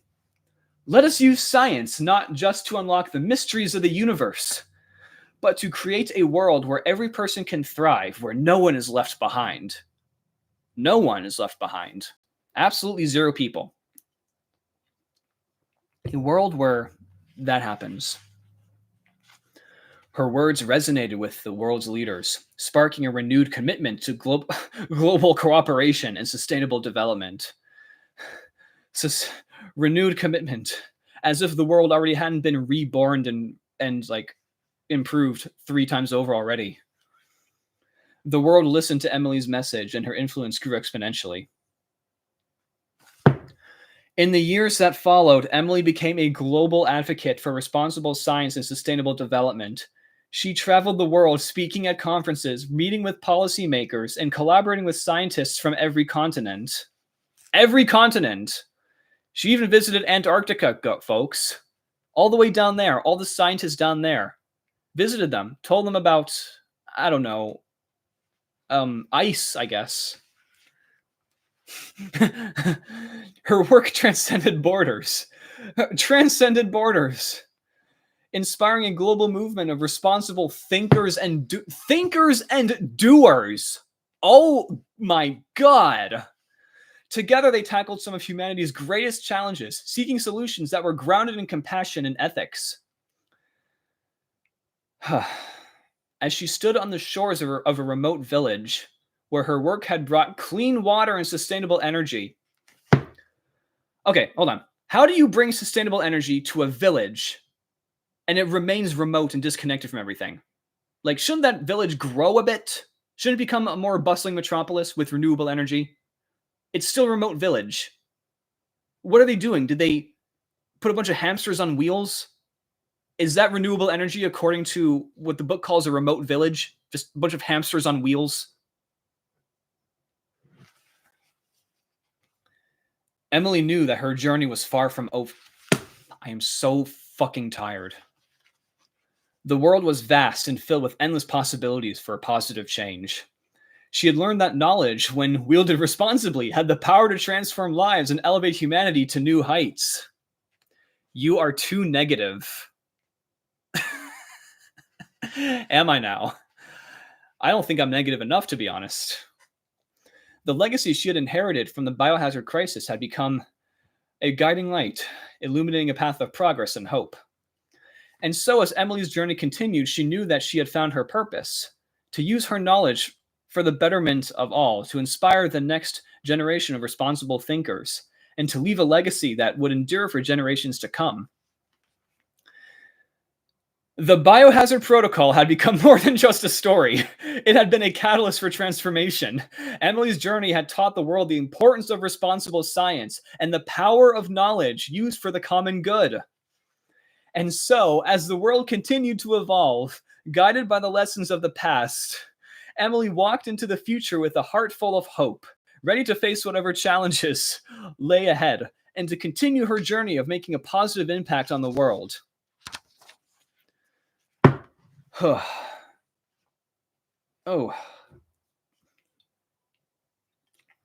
Okay. We're over halfway through, by the way. We're on chapter 11. Seeds of Change.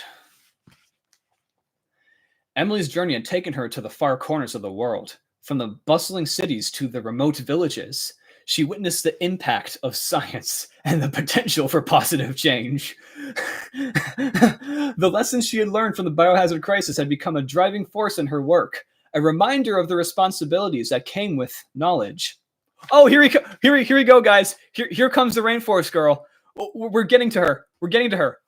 She's coming here. Rainforest girl's coming here right now. As she traveled through a lush rainforest, Emily marveled at the diverse ecosystem around her. The rich biodiversity was a testament to the delicate balance of nature, a balance that was increasingly threatened by human actions. She had come to this remote corner of the world to work with local communities on sustainable development projects.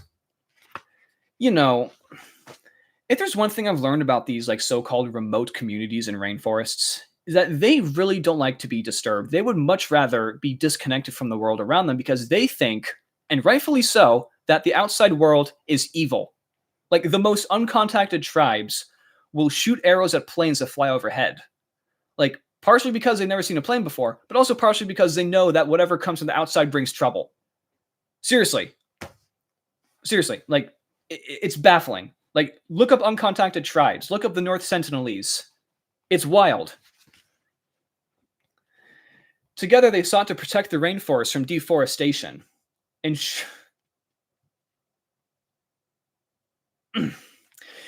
Ensuring that its resources were used responsibly to benefit both the people and the environment. The journey had been eye-opening for Emily. It reminded her that the challenges humanity faced were not limited to one city or one country. They were global in nature. Climate change, loss of biodiversity, and environmental degradation were problems that required collective action. Here she comes, folks. Here she is.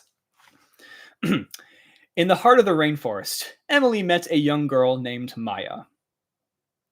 Maya was curious and bright, with a passion for nature and a desire to protect her home. She looked up to Emily as a role model, inspired by her dedication to making a difference. "You're the famous Dr. Emily Reed, right?" Maya asked with awe in her eyes. Emily smiled warmly. "Yes, that's me, but you can call me Emily," she replied. "And who might you be?" Wait, they name Maya, but already in the book, but Emily has to ask what her name is anyway. Hilarious.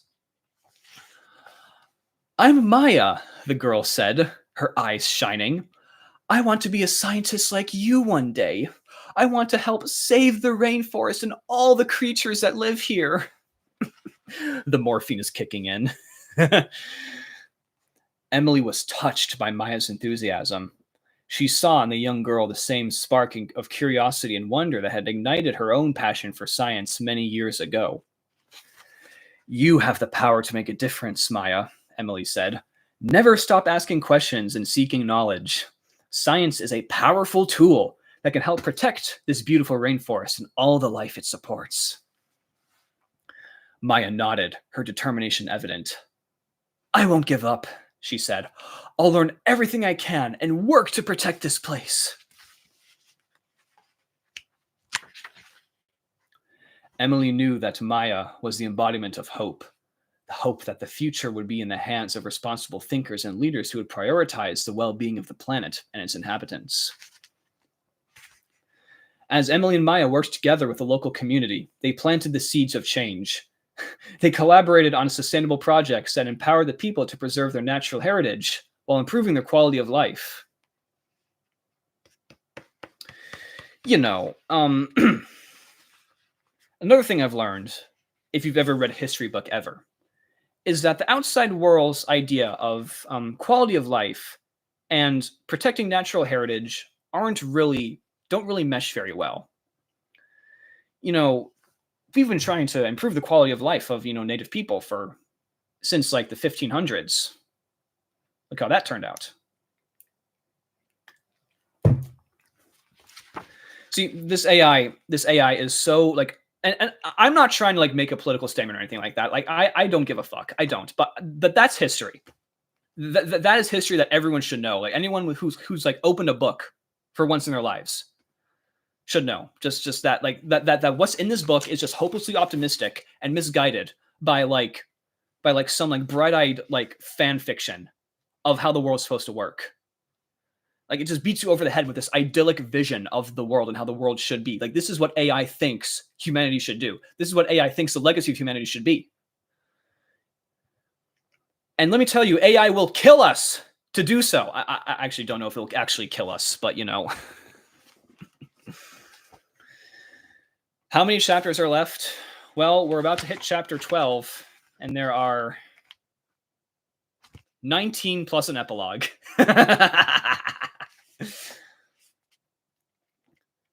The rainforest became a living laboratory, the place where science, culture, and sustainability intertwined. Emily marveled at the profound connection between humans and nature, and she realized that the answers to many of humanity's challenges lay in respecting and harmonizing with the natural world. Okay, that I kind of agree with. Like, one of my favorite shows is River Monsters. And one of the big messages of that show is when the last big fish dies, then the river dies. And when the river dies, humans aren't far behind. Like, that's a good message.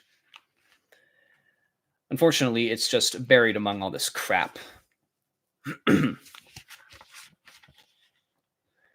As she bit... Did you enjoy Maya, folks? Did you? Because she's gone after this.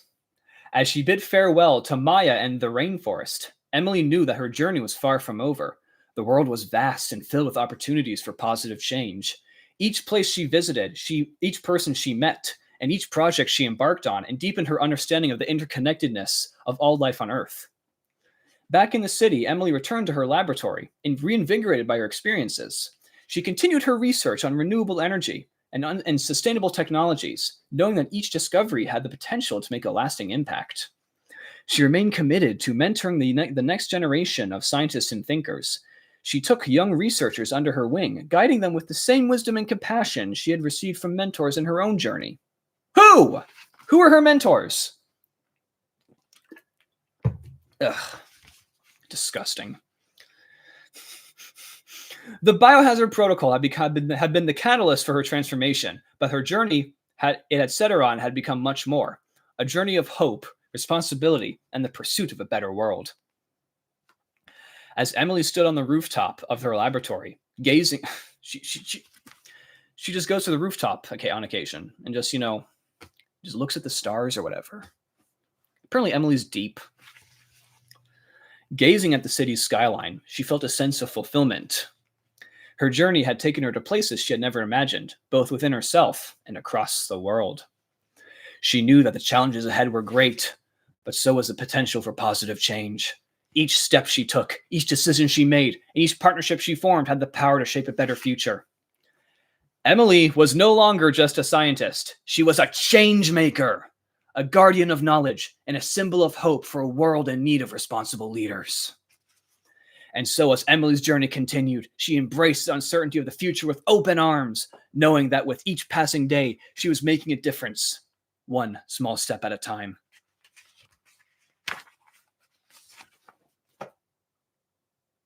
Chapter 12, The Power of Collaboration.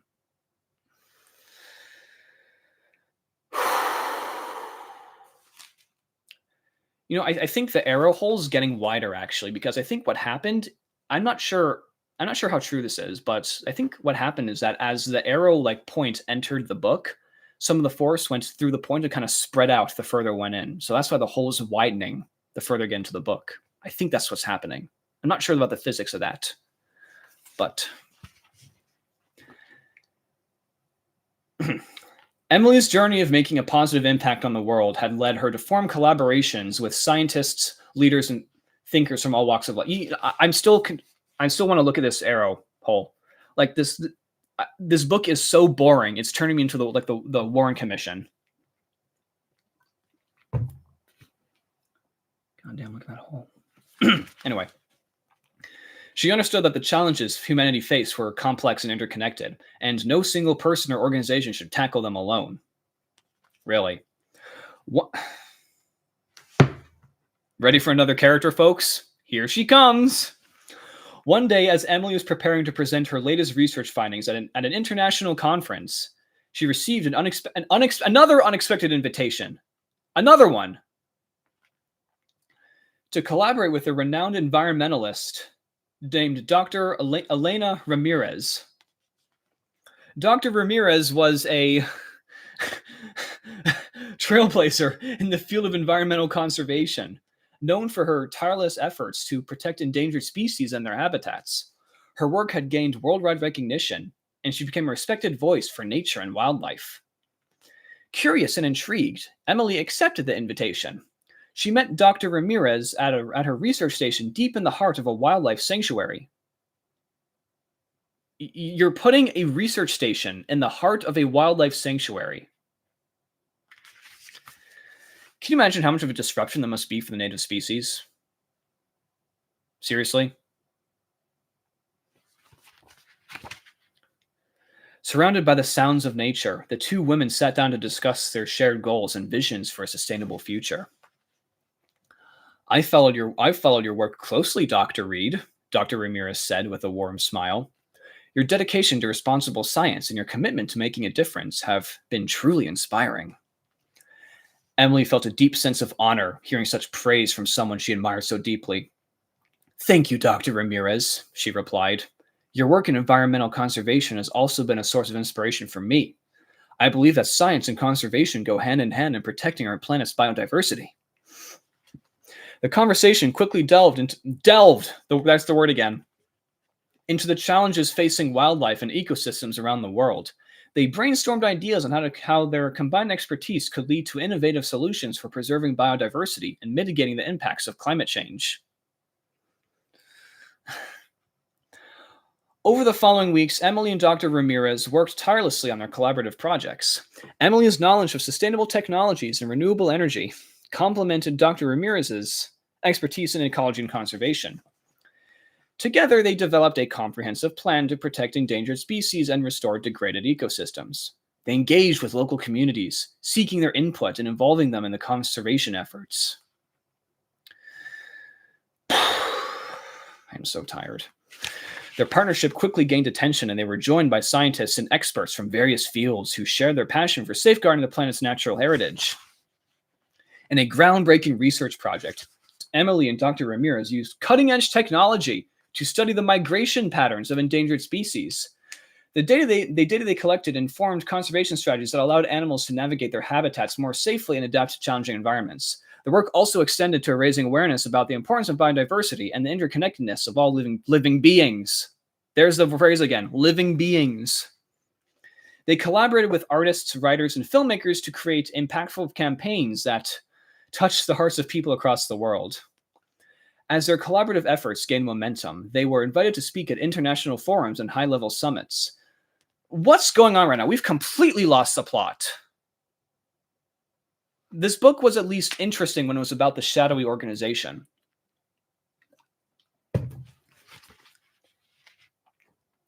Their message resonated with leaders and policymakers who recognized the urgency of protecting the planet's natural resources for future generations. Through their partnership, Emily and Dr. Ramirez demonstrated the power of collaboration and the importance of bridging the gap between scientific research and conservation efforts. Did that need bridging? Hello? Their work became a beacon of hope, inspiring a new wave of environmental activists and responsible thinkers. Oh, wow. They inspired a whole new wave of lettuce ladies. Look them up, by the way. Those are environmental activists of our day. Emily and Dr. Ramirez became ambassadors for the planet, using their influence to advocate for policies that protected wildlife, preserved natural habitats, and addressed the root causes of environmental degradation. As they stood together on a remote beach, witnessing the release of Oh no. As they stood together on a remote beach, witnessing the release of rehabilitated sea turtles back into the ocean, Emily felt a deep sense of fulfillment.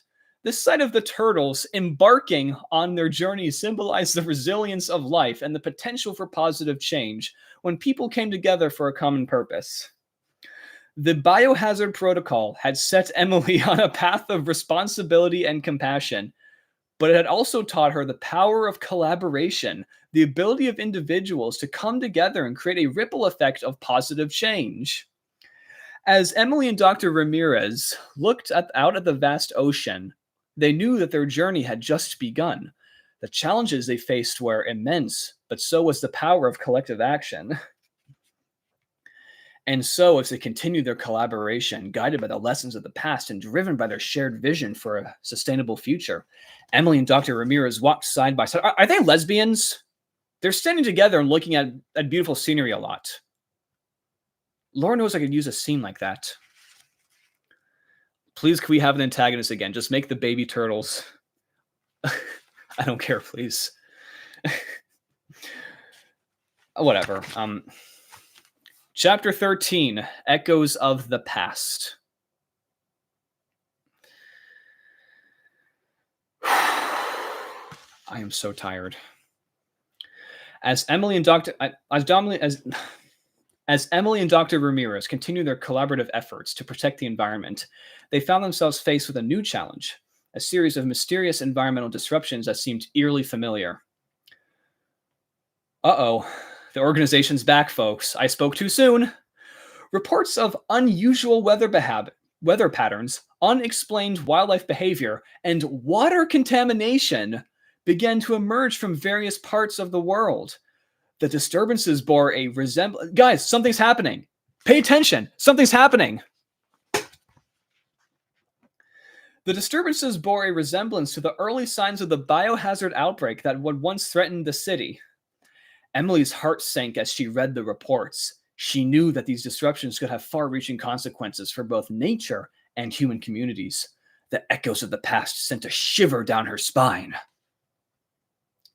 The good old tried and true shiver down the spine, folks. Wow. Getting ambitious here. Reminding her of the potential consequences of unchecked scientific ambition. Determined to uncover the truth behind these disruptions, Emily and Dr. Ramirez mobilized their network of scientists and researchers. They formed a global task force dedicated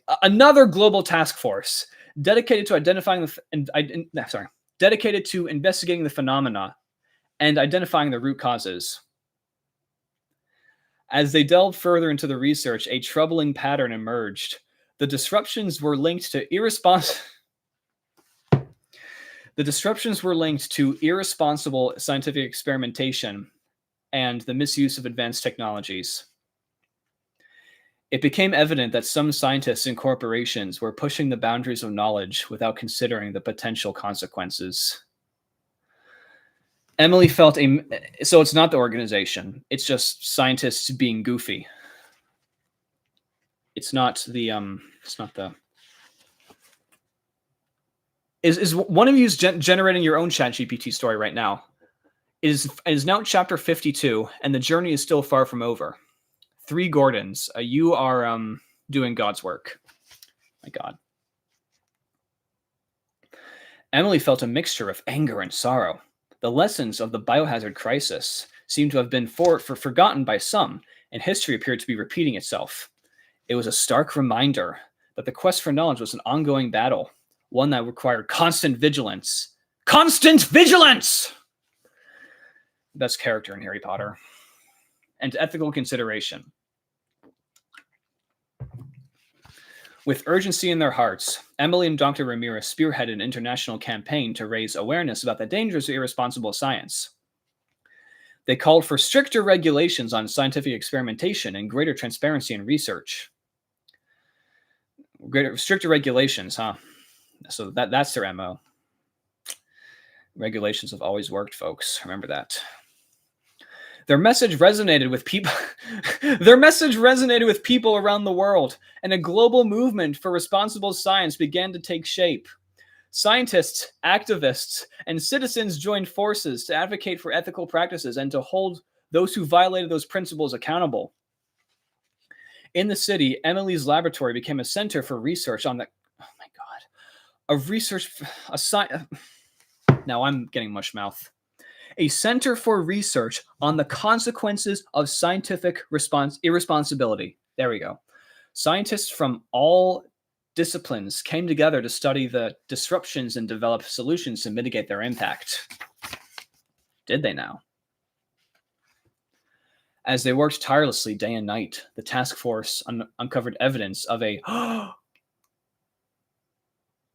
Here it is, folks. It's back. The task force uncovered evidence of a clandestine organization that was responsible for the disruptions. Yes! The organization's back! Everyone, come back to the stream. We had like 25 people before, but come back. The organization's back. Yes! This organization, driven by the pursuit of power and profit, had been conducting reckless experimentations, the shadowy they-thems, had been conducting reckless experiments without regard for their consequences. Ooh. Notably less menacing, though. So now they're not the shadowy they-thems, they're the irresponsible they-thems. Emily and Dr. Ramirez knew they had to confront this organization head-on. They collaborated with law enforcement agencies. Oh. Collaborated with law enforcement agencies, huh? You partner with the CIA, they're going to screw you over. I hope this book takes a really dark turn. Do you know what MK Ultra is? Look it up. The battle was fierce and dangerous. And we're not going to hear about it, are we? But Emily and Dr. Ramirez were driven by their commitment to protecting the planet and its inhabitants. They knew that the consequences of inaction were too dire to ignore. In a climactic confrontation, the task force confronted the leaders of the clandestine organization.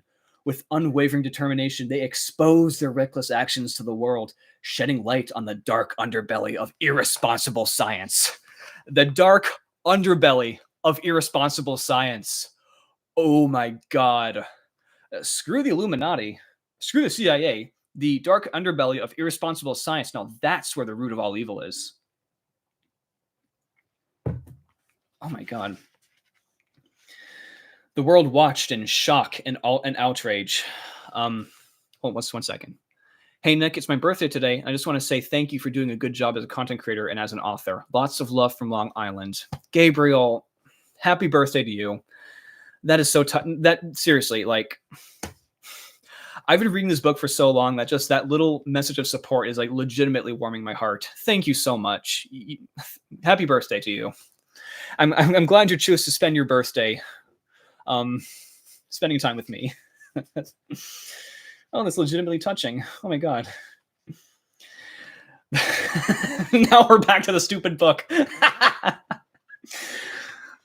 The world watched in shock and outrage as the truth came to light. Governments and international bodies took immediate action, implementing stricter regulations on scientific experimentation. I'm going insane. And ensuring that responsible practices were upheld. Oh, dude, fuck Jared Leto. I should have been the Joker. Oh. So the AI forgot about the original organization and created a new one that's almost identical. Yep. The clandestine organization was dismantled, its leaders brought to justice, and its operations ceased. It was a victory for responsible science, a testament to the power of collaboration, and a stark reminder of the consequences of unchecked ambitions. How many reminders of the consequences of unchecked ambitions have we gotten in this novel? Like 11 so far? As the dust settled, Emily and Dr. Ramirez knew that their work was far from over. The battle against irresponsible science would continue. That dastardly irresponsible science. Ugh. You know, some people would just call irresponsible science science. Some people will call irresponsible science progress. I'm just telling you how the real world works, Billy. What some might call irresponsible, others might call progress. Remember that, Billy. Ugh. The world had been reminded of the importance of responsibility in the pursuit of knowledge. The echoes of the past served as a stark warning, an enduring reminder that the consequences of scientific recklessness can reverberate for generations. Here we go. The Biohazard Protocol had been a turning point in Emily's life, and its legacy had extended far beyond her journey.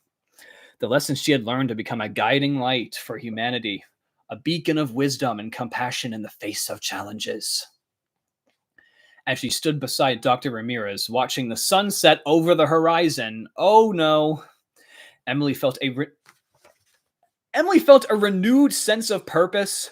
What? Was your sense of purpose not like high on its own supply for the past like 13 chapters, Emily? Good God. You know what? Why don't we create sustainable energy off your own sense of self-importance alone? Huh? Energy crisis solved. The world was filled with complexities and uncertainties. Wow. That's Billy Coull being a philosophizer again. Complexities and uncertainties the world is filled with. I never quite thought of it that way. This book has given me a lot of new perspectives. Back to the stinky book.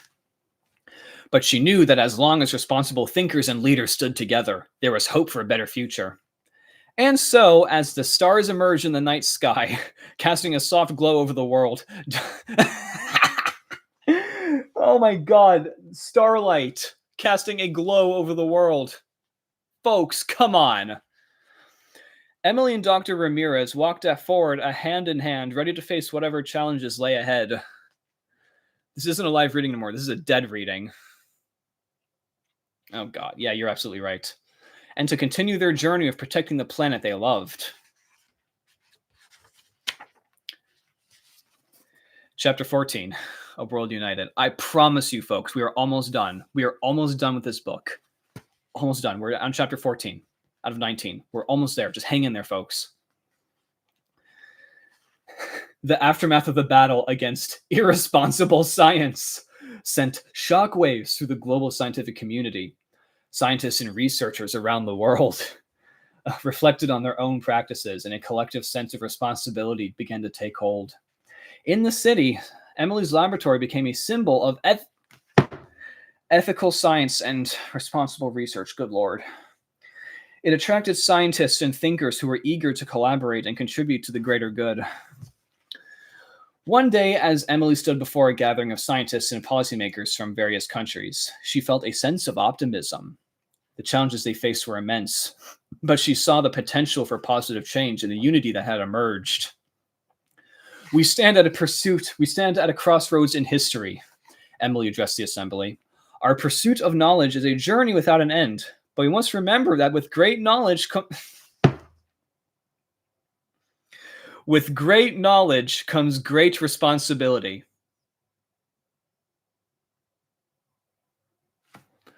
Good grief. Nick, it sounds like you're about to cry. No, I am close. Now, granted, Gabriel's birthday got me pretty close. But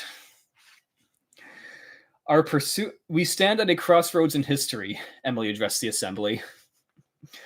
Madam Webb Tulik, thank you. Our pursuit of knowledge is a journey without an end, but we must remember that with great knowledge comes...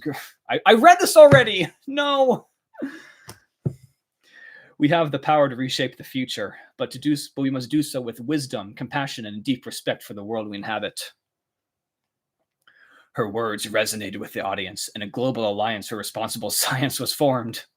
Scientists, leaders, and citizens from every corner of the world came together, united by a shared commitment to using knowledge for the betterment of humanity. The alliance established guidelines for ethical research and responsible scientific practices. They pledged to collaborate and share knowledge openly, seeking solutions to the world's most pressing challenges. And when did this come out? August 2023.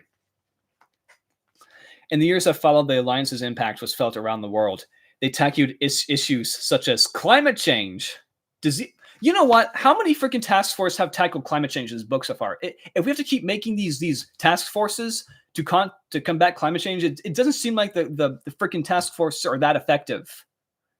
They're bad. They're bad at their jobs. They need to be fired.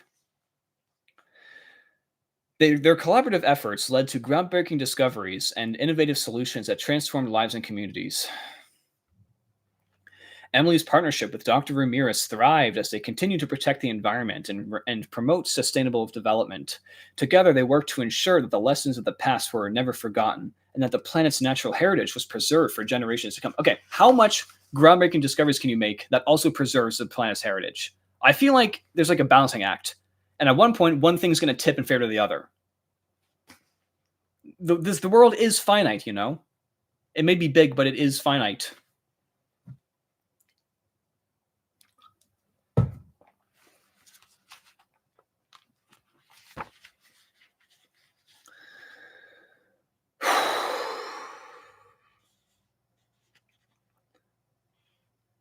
It's happening again.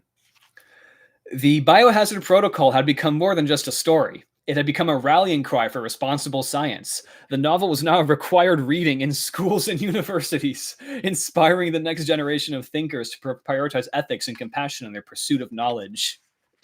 Frick is right, angels.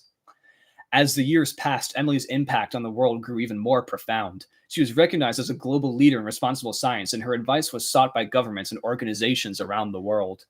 But for Emily, the greatest reward came from knowing that her journey had made a difference, that her commitment to responsible science had shaped a world where knowledge was used to uplift humanity rather than cause harm. One day, as she stood on the rooftop of her... She's standing on the rooftop again. She stood on the rooftop of her laboratory, gazing at the city below. Emily felt a sense of peace. The world was still filled with challenges. You know what? I thought... Forget it. I'm wasting too much time. I've been live for 2 hours. But it was also filled with hope. The city's skyline had changed since she first arrived, a testament to the progress that had been made. But it was the intangible changes that filled her heart with joy, the shift in mindset, the embrace of responsibility, and the understanding that every individual had the power to make a positive impact. As the sun set on the horizon, Emily knew that her journey was far from... Emily knew that her journey was far from over. Nick knew that this book was far from over. The pursuit of responsible science was an ongoing endeavor, one that required constant vigilance. Constant vigilance! And dedication. And so, as she looked to the future with a sense of purpose, Emily walked forward, ready to face whatever challenges. Ah, yes, her journey. The shadow of your tripod looks like a lanky person. True. And she walked forward, ready to face whatever challenges lay ahead, and to continue her journey of making a positive impact on the world she loved. Chapter 15, Legacy of Responsibility. We already had a chapter named Legacy of Responsibility, by the way. So the AI did... So that is confirmation that you know that Billy Coull is lying through his teeth. He says he used AI to check continuity. Well, your AI should have seen that it named its 2 chapters the same thing. Billy, you idiot, you liar, you cheat. Billy.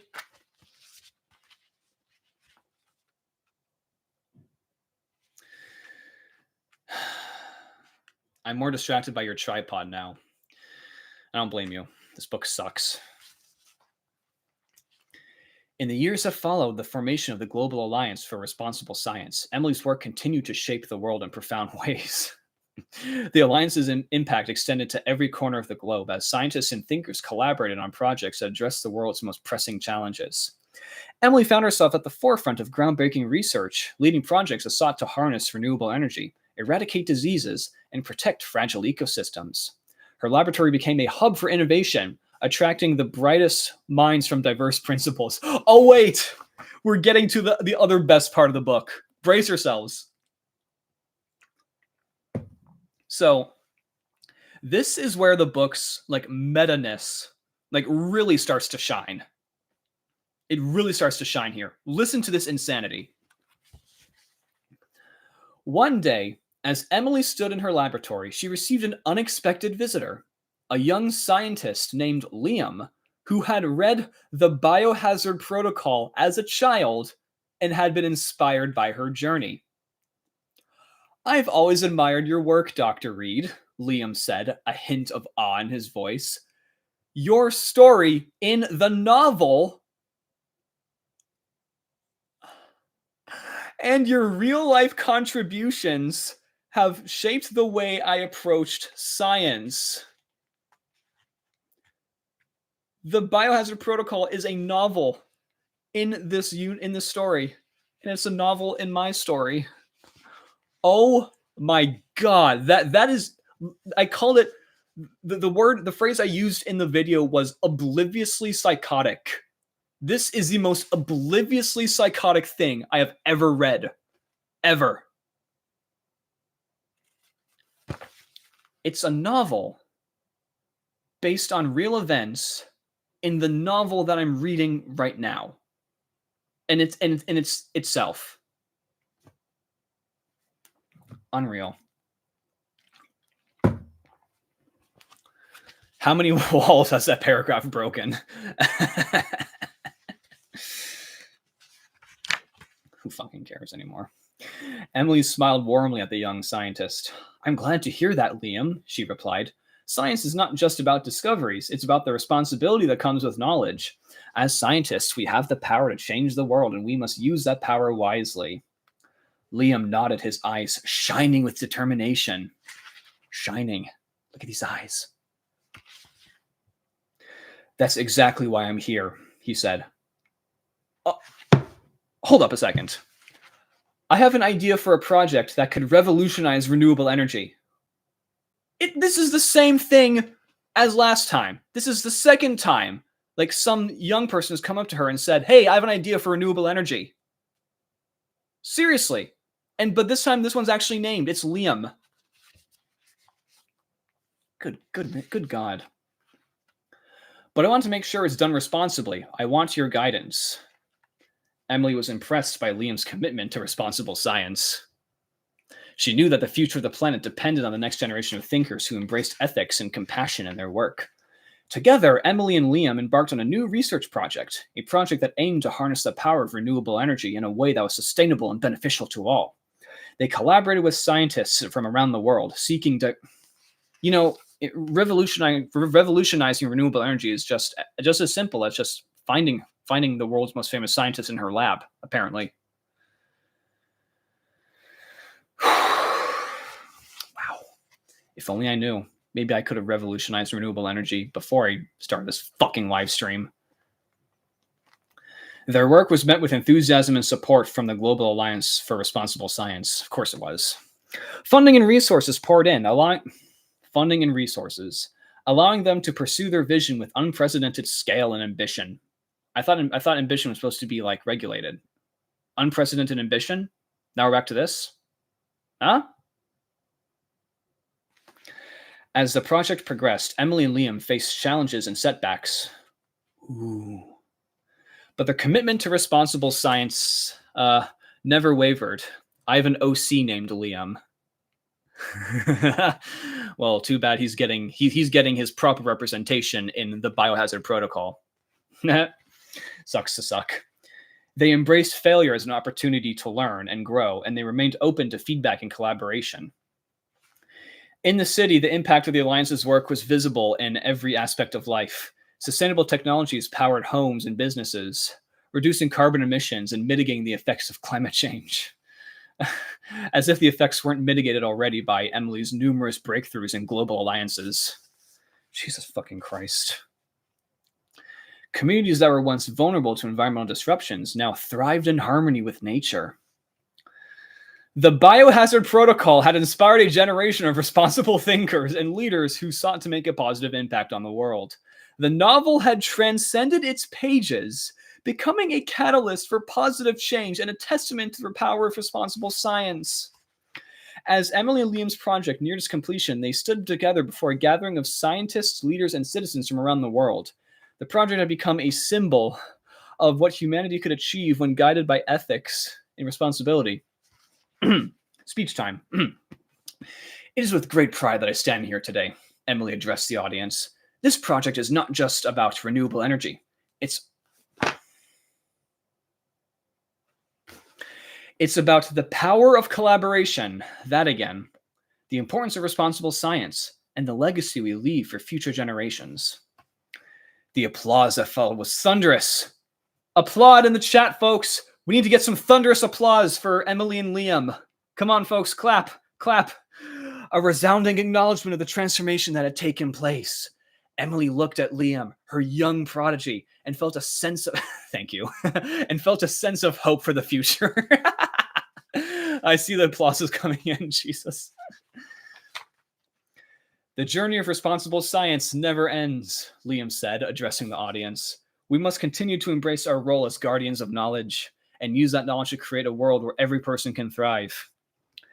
As the years pass, how many years have passed in this book so far? Jesus. Emily's impact on the world only grew. Her work, her story, her commitment to responsible science became a beacon of hope for humanity. Hold up. Hold up, guys. We have the return of an MVP. I forgot about this. We have the return. Are you ready? Are you ready for this? In a small classroom in a remote village, a young girl named Maya read the Biohazard protocol with wonder in her eyes. Yes! We got Maya back. Emily's journey had inspired her to become a scientist, and she dreamed of making a difference in the world, just like her role model. And so, as Emily walked forward into the future, she knew that her legacy of responsibility and compassion would endure. The world was filled with challenges, but it was also filled with potential for positive change. I think this is Maya, by the way. This is supposed to be Maya, by the way. And I don't know who these two are. I don't know. One of them is supposed to be Emily, I bet. Which one? Because that's supposed to be Emily. I'm assuming it's supposed to be Emily. But then this person could be either Dr. Cheng or Dr. Rivera. And for someone named Dr. Cheng and Dr. Rivera, she's looking very Nordic, wouldn't you say? Like, I don't want to draw conclusions because she could be like a family name kind of thing, but bottom line, who is this bitch? As the sun set on the horizon, casting a warm glow over the city. Ramirez. My mistake, not Rivera, it's Ramirez. I should have shown some proper respect to the book. Emily felt a sense of peace. The journey she had embarked on so many years ago had been one of growth, learning, and transformation. The Biohazard protocol had set her on a path of responsibility and compassion, and its legacy had extended far beyond her journey. The lessons she had learned had become a guiding light for humanity, a beacon of wisdom and hope. And so, as she looked to the future with a sense of purpose, Emily walked forward, ready to face whatever challenges lay ahead and to continue her journey of making a positive impact on the world she loved. Jesus. Chapter 16. Look at that. I think my theory about the physics of the arrow is somewhat true. Chapter 16, A Journey Beyond. Ooh. In the twilight of her life, Emily found herself reflecting on the remarkable journey that had defined her existence. As the years had passed, she had witnessed the fruits of responsible science, the power of collaboration. Jesus Christ. Ugh. And the resilience of the human spirit. Her laboratory had become a sanctuary of knowledge and compassion, where scientists, researchers, and thinkers from every background came together to address the world's most pressing challenges. Oh no, I forgot about this part. As another part I forgot about. Jesus. Oh no. Are you ready? One day, as she stood before the sunset-kissed skyline, she was visited by an unexpected guest. A holographic projection of Michael.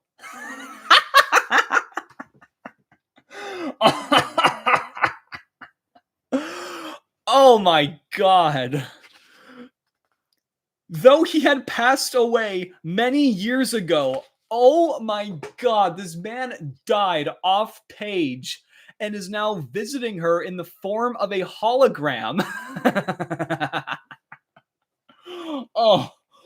Oh my God. His presence felt vivid and real. Hello, Emily. The projection of Michael greeted her with a warm smile. You've come a long way since our days in the university, haven't you?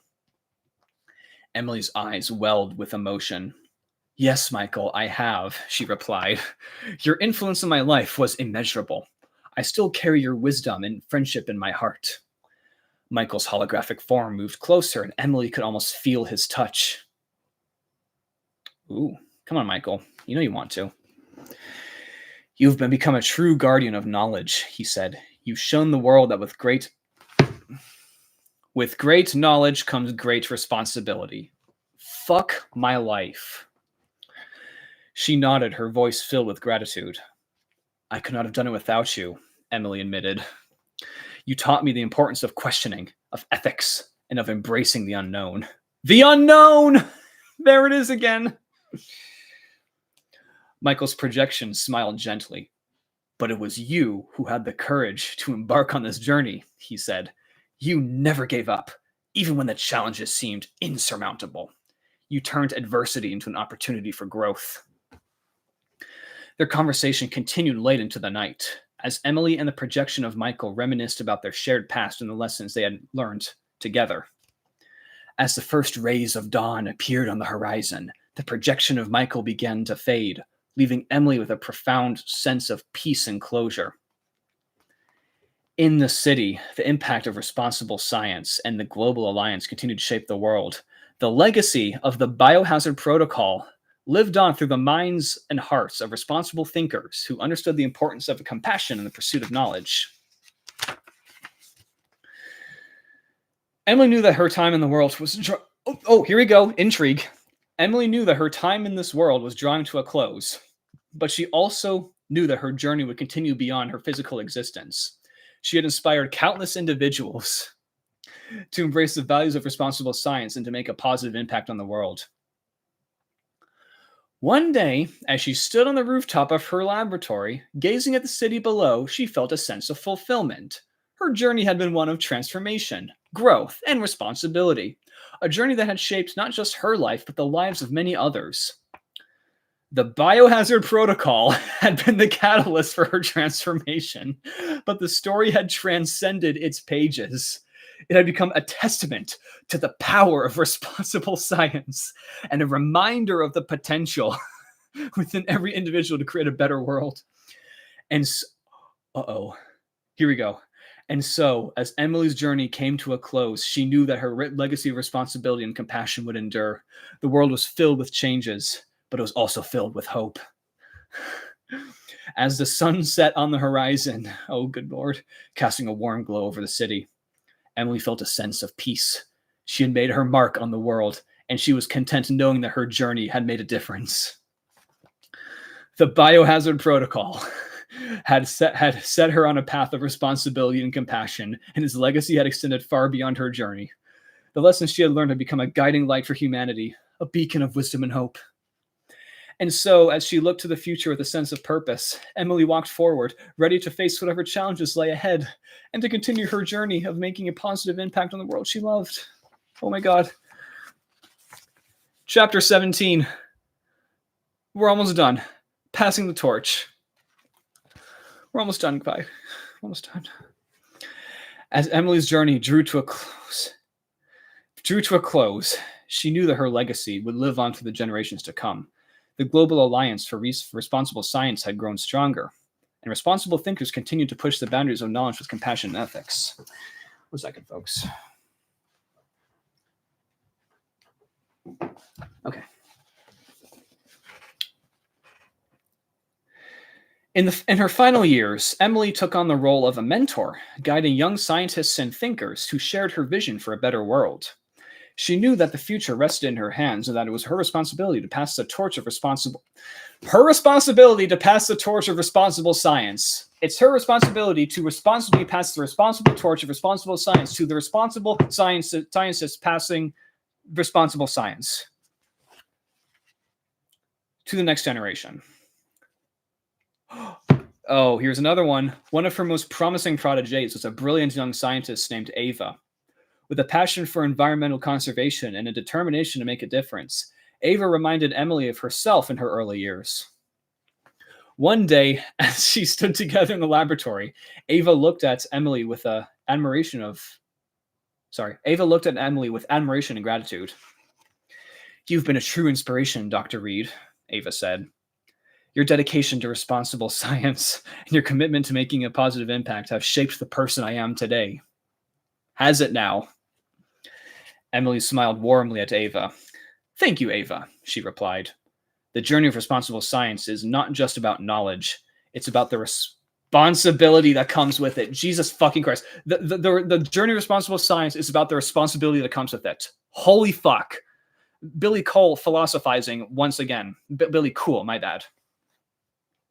As you continue your path, always remember that the choices you make will have far-reaching consequences. Ava nodded, absorbing Emily's wisdom. I promise to uphold the values you've instilled in me, she said. The world needs more responsible thinkers, and I want to be one of them. In the city, as the sun set on the horizon,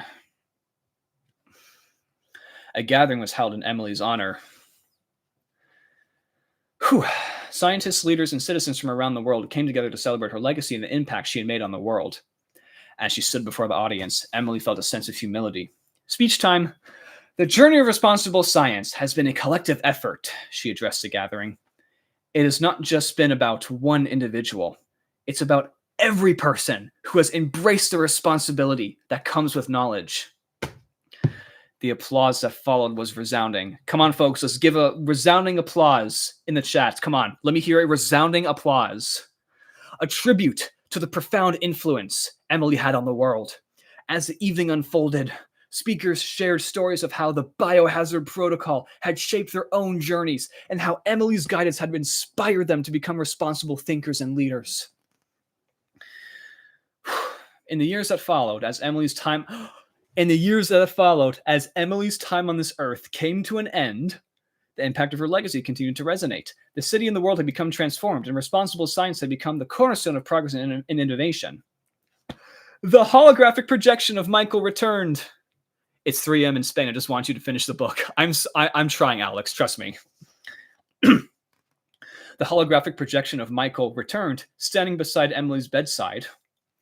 Your journey has been remarkable, my friend, he said. You've left a lasting legacy of responsibility and compassion, a legacy that will endure for generations. Emily smiled at the holographic projection. Thank you, Michael, she whispered. It was our journey together that set me on this path.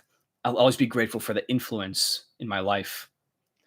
As her life's journey drew to a close, Emily felt a sense of peace.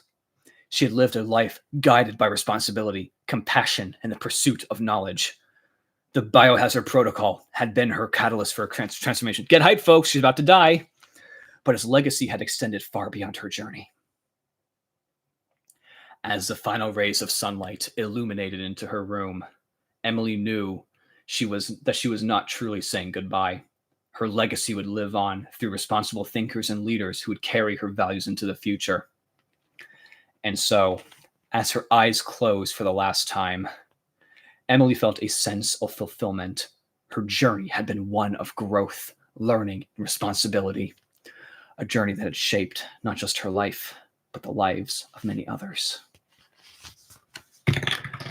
F. One big F for Jesus Lady, world's greatest scientist who inspires so many task forces, who inspired so much change, who tackled climate change countless times. The fearless war in the battle of the shadowy they-thems.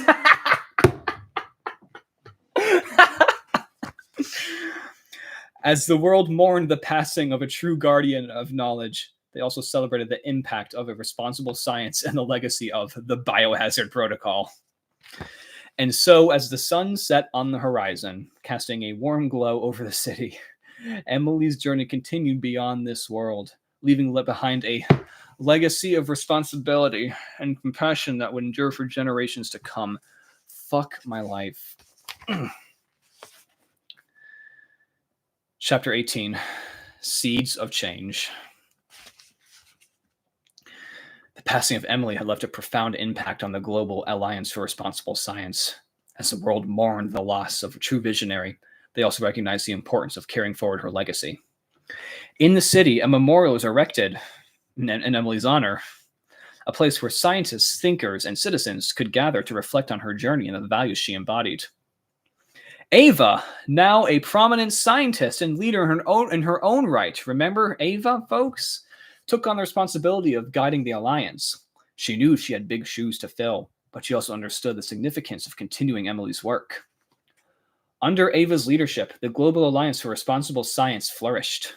New projects and initiatives were launched to address emerging challenges, and the Alliance continued to be a driving force for positive change. One day, as Ava stood before a gathering of scientists and leaders, she spoke with conviction. Emily's legacy, the speech time.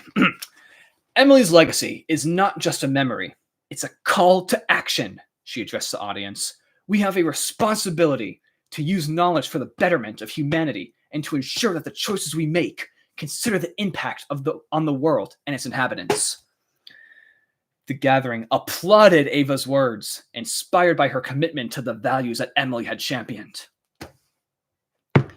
As the years passed, the impact of the Alliance was felt across the world. Oh my God.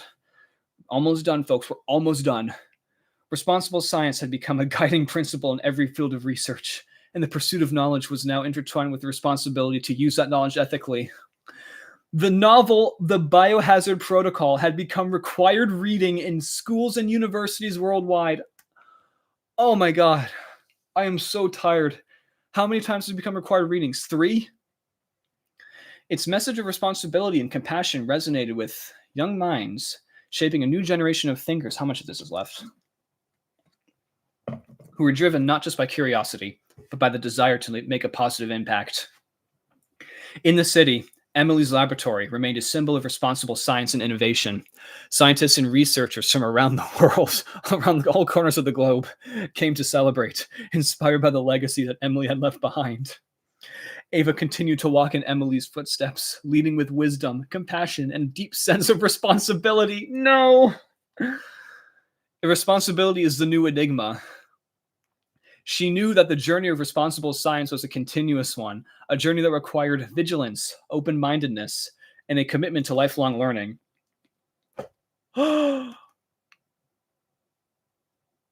She's back. In a small classroom in a remote... Hold up a second! A young girl named Maya read the Biohazard Protocol with wonder in her eyes. How long has this girl stayed a young girl? Emily has grown and died, and Ava has been in her place for decades at this point, and Maya is still a young girl in the remote village of the rainforest. What in the fuck? Maya is an immortal.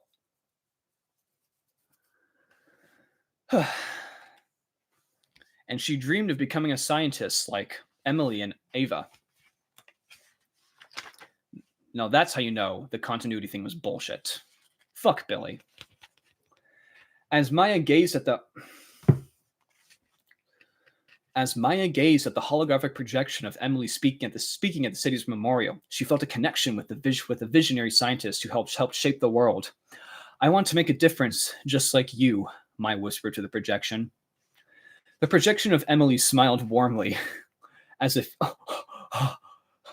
hearing Maya's words across... Okay, I gotta start over. Hold on. The projection of Emily smiled warmly, as if hearing Maya's words across time and space. You have the power to create a better world, Maya, she replied. Never forget the responsibility that comes with knowledge. The choices you make will shape the future. Maya nodded, her heart filled with determination. I promise to use global knowledge responsibly, she said. I want to be part of the Global Alliance and continue your legacy. The holographic projection of Emily extended a virtual hand, as if passing the torch to the next generation. The journey of responsible science is a collective one, she said. Walk with courage, compassion, and an unwavering commitment to the greater good. I am the greatest good you are ever going to get. I'm repeating myself too. Hilarious. And so as Maya's journey began, she knew that she was not alone. The legacy of Emily and the Global Alliance for Responsible Science would guide her every step of the way. In the city, the sun set on the horizon, again, casting a warm glow over the memorial and the laboratory. The world was filled with challenges, but was also filled with hope. The novel, The Biohazard Protocol, had set in motion a chain of events that had shaped the world, leaving behind seeds of change that would continue to grow and flourish for generations to come. And so, as the sun dipped below the horizon, a new day began, a day filled with the promise of responsible science, the power of collaboration, oh my God, and the enduring legacy of Emily, the guardian of knowledge. Okay, we have 19 and an epilogue, and we're done. Chapter 19, A New Frontier. You're still reading this book? Yes, I am. We're almost done, though. As the Global Alliance for Responsible Science continued to flourish, a new frontier of discovery and collaboration emerged, one that transcended the boundaries of Earth. Ooh. In the city, scientists and researchers from different disciplines gathered in a state-of-the-art facility that overlooked the vastness of space. It was a testament to humanity's insatiable curiosity and the desire to explore the unknown while upholding the principles of responsible science. The facility, named the Beacon of Knowledge, was a hub for cutting-edge research and space exploration. It housed scientists, engineers, and thinkers who were united by their commitment to ethical practices in the pursuit of knowledge. Among the scientists at the facility was... One second. Okay, sorry about that. The facility named... I already read that. Among the scientists at the facility was Dr. Ava, now a revered figure in the world of responsible science. She stood before her team, her eyes alight with enthusiasm and determination. Speech time. Today marks the beginning of a new chapter in our journey, Ava addressed her team. We stand on the threshold of a new frontier, one that challenges us to explore the cosmos while upholding the values that define us. Her words resonated with the team, and they set forth with excitement and a sense of responsibility. As the years passed, the beacon of knowledge became a symbol of humanity's boundless spirit of exploration. Scientists embark on missions to study distant planets, unravel the mysteries of the universe, and search for signs of life beyond Earth. My throat hurts. The Global Alliance for Responsible Science expanded its focus to encompass the challenges of space exploration. Ethical considerations were at the forefront of every decision, ensuring that humanity's quest for knowledge did not come at the expense of the universe it sought to understand. In the city, this impact of responsible science reached every aspect of life. Sustainable technologies were integrated into space missions, ensuring minimal impact on celestial bodies and their ecosystems.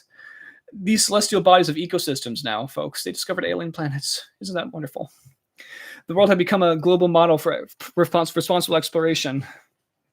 Maya, now a prominent scientist and leader, was among the researchers at the Beacon of Knowledge. She stood on the observation deck, gazing at the distant galaxies with wonder in her eyes. In her hands, she held a holographic projection of Emily, the guardian of knowledge who had inspired her journey. "Thank you, Emily," Maya whispered to the projection. "Your legacy lives on, guiding us on this new frontier." The projection of Emily smiled warmly, her presence a reminder of the wisdom that had shaped the world. "The universe is vast and filled with wonders," she said. "As we explore, always remember the responsibility that comes with knowledge." Maya nodded, her heart filled with gratitude and determination. "We will continue to be guardians of knowledge," she vowed. "The choices we make will define the future of exploration." And so humanity's journey into the cosmos continued, a journey guided by responsibility, compassion, and an unyielding commitment to the greater good. The beacon of knowledge became a beacon of hope. The beacon of knowledge became a beacon of hope. Wonderful wordsmithing, Billy. Shining brightly as a symbol of humanity's potential to explore the cosmos while remaining mindful of the impact it had on the universe. In the city, as the sun set on the horizon, the world stood on the cusp of a new era, a golden age of responsible science and space exploration. The novel, The Biohazard Protocol, had set in a chain of events that had shaped the world, leaving behind seeds of change that blossomed into a new frontier of responsible exploration. And so, as the sun dipped below the horizon, a new day began, a day filled with the promise of discovery, the unity of humanity, and the enduring legacy of Emily, the guardian of knowledge. We're almost done. The epilogue, the tapestry of legacy. We're almost done. The last section we have to read, folks. Then we're going to be done. We're going to be done. I promise. As the years turn into decades and the decades into centuries, the impact of the Biohazard Protocol and the journey of responsible science resonated throughout the cosmos. Humanity and extraterrestrial civilization had become true partners in the pursuit of knowledge and compassion. Oh my God. They just threw extraterrestrial civilization in there. Just willy-nilly. Just here's an extraterrestrial civilization. I'm just going to plop it in the epilogue. You know, they found the Snorklags in the Andromeda galaxy. You know, and then they spoke perfect English too. Their collaboration had unlocked new frontiers of understanding, and they collectively achieved feats that were once thought to be beyond their grasp. The beacon of knowledge had become a central hub of interstellar cooperation, a place where scientists and thinkers from all walks of life came together to share their expertise, learn from one another, and walk towards a shared vision of a better universe. The novel The Biohazard Protocol remained a timeless reminder of the power of responsible science. It was read by generations of thinkers and leaders. That's a fucking lie, because I'm not having any thoughts right now, Billy. Each finding new meaning in its words and drawing inspiration from the legacy of its characters. Maya, now an elder statesperson of the Alliance, continued to guide the course of responsible exploration with wisdom and compassion. She has seen the Alliance grow, evolve, and adapt to the changing needs of the universe. Oh my god, the page is like really stuck right now. Hold on, I gotta force it. Good lord. The journey of responsible science is infinite, Maya often reminded her fellow beings. Fellow beings! Oh, I guess the aliens are involved in this, so that makes sense. Our universe is vast, and there will always be more to discover, to learn, and to protect. Through their continued collaboration, humanity and the extraterrestrial civilization had achieved great strides in their understanding of the universe. They had learned to harness the energy of the stars, explore distant galaxies, and even bridge the gaps of interstellar travel. As they looked back on their journey, they saw a tapestry of legacy, a legacy of responsible exploration, of compassion, and of unity. It was a legacy that transcended time and space, shaping the destiny of countless civilizations. In the city, the beacon of knowledge had become a symbol of hope, a beacon that shone brightly in the night sky, a reminder of the potential for greatness when guided by ethics and responsibility. The Global Alliance for Responsible Science had expanded beyond what anyone had imagined. Representatives from countless planets and civilizations now collaborated, each contributing their unique perspectives and experiences to the collective journey of exploration. One day, as Maya stood on the observation deck of the Beacon of Knowledge, she gazed out into the cosmos with a sense of wonder and gratitude. Our journey is far from over, she told herself. There are still countless mysteries waiting to be unraveled, and so much more we can achieve together. As the years turned into millennia, the legacy of the Biohazard Protocol lived on, inspiring the hearts and minds of responsible thinkers across the stars.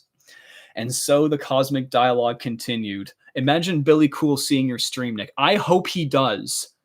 Because if his word or the chat GPT's words are read back to him, I want to see I just want to see his face fall, because he went on TV and he lied about writing these books himself. He was a bald-faced liar, and I'm proving it.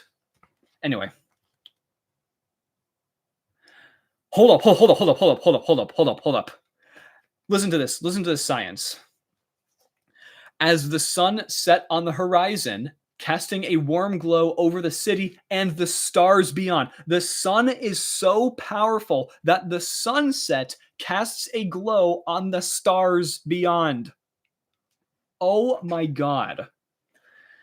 The journey of responsible science and exploration continued, a journey filled with hope, compassion, and a commitment to shaping a future where every being could thrive. The cosmic connection has sparked a new era of understanding and collaboration, and as the universe expanded, so did the potential for biohazard for the potential for unity and progress. So they didn't solve climate change. No. The Biohazard Protocol had become more than just a story. It had become a guiding light, weaving a tapestry of legacy that transcended time and space, transcending the time and space again. Last page, folks. It really is stuck. Hold on. Oh, good Lord. And so, as the sun dipped below the horizon, they just had to squeeze one more in there, didn't they? A new day began, a day filled with the promise of responsible exploration, the spirit of unity, and the enduring legacy of the Biohazard protocol.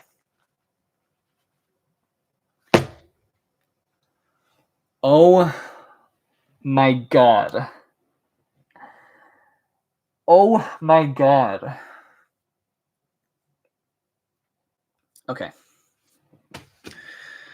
I'm gonna end the stream soon because I'm exhausted and my throat is like a desert right now.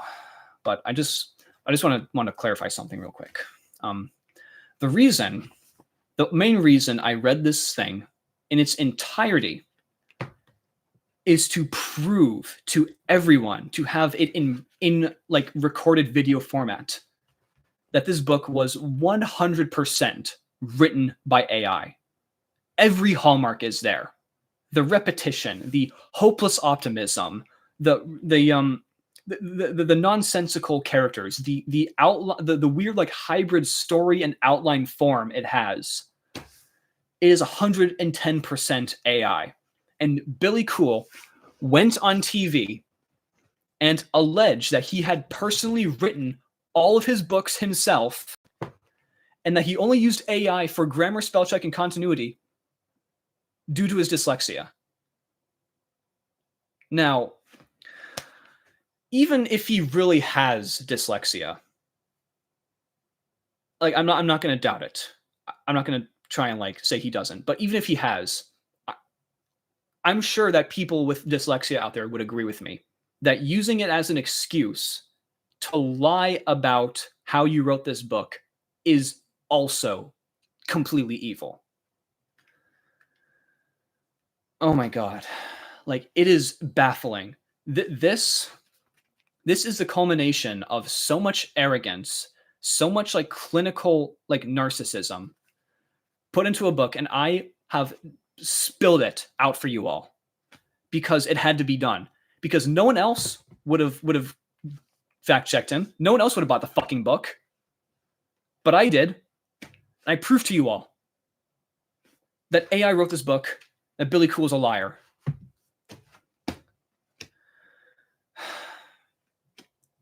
Folks, there is a bottle of 4 Roses downstairs that is calling my name. Thank you all for staying through the stream. Thank you all for reading along with me. With that, I will now drink responsibly. Have a good night, everybody.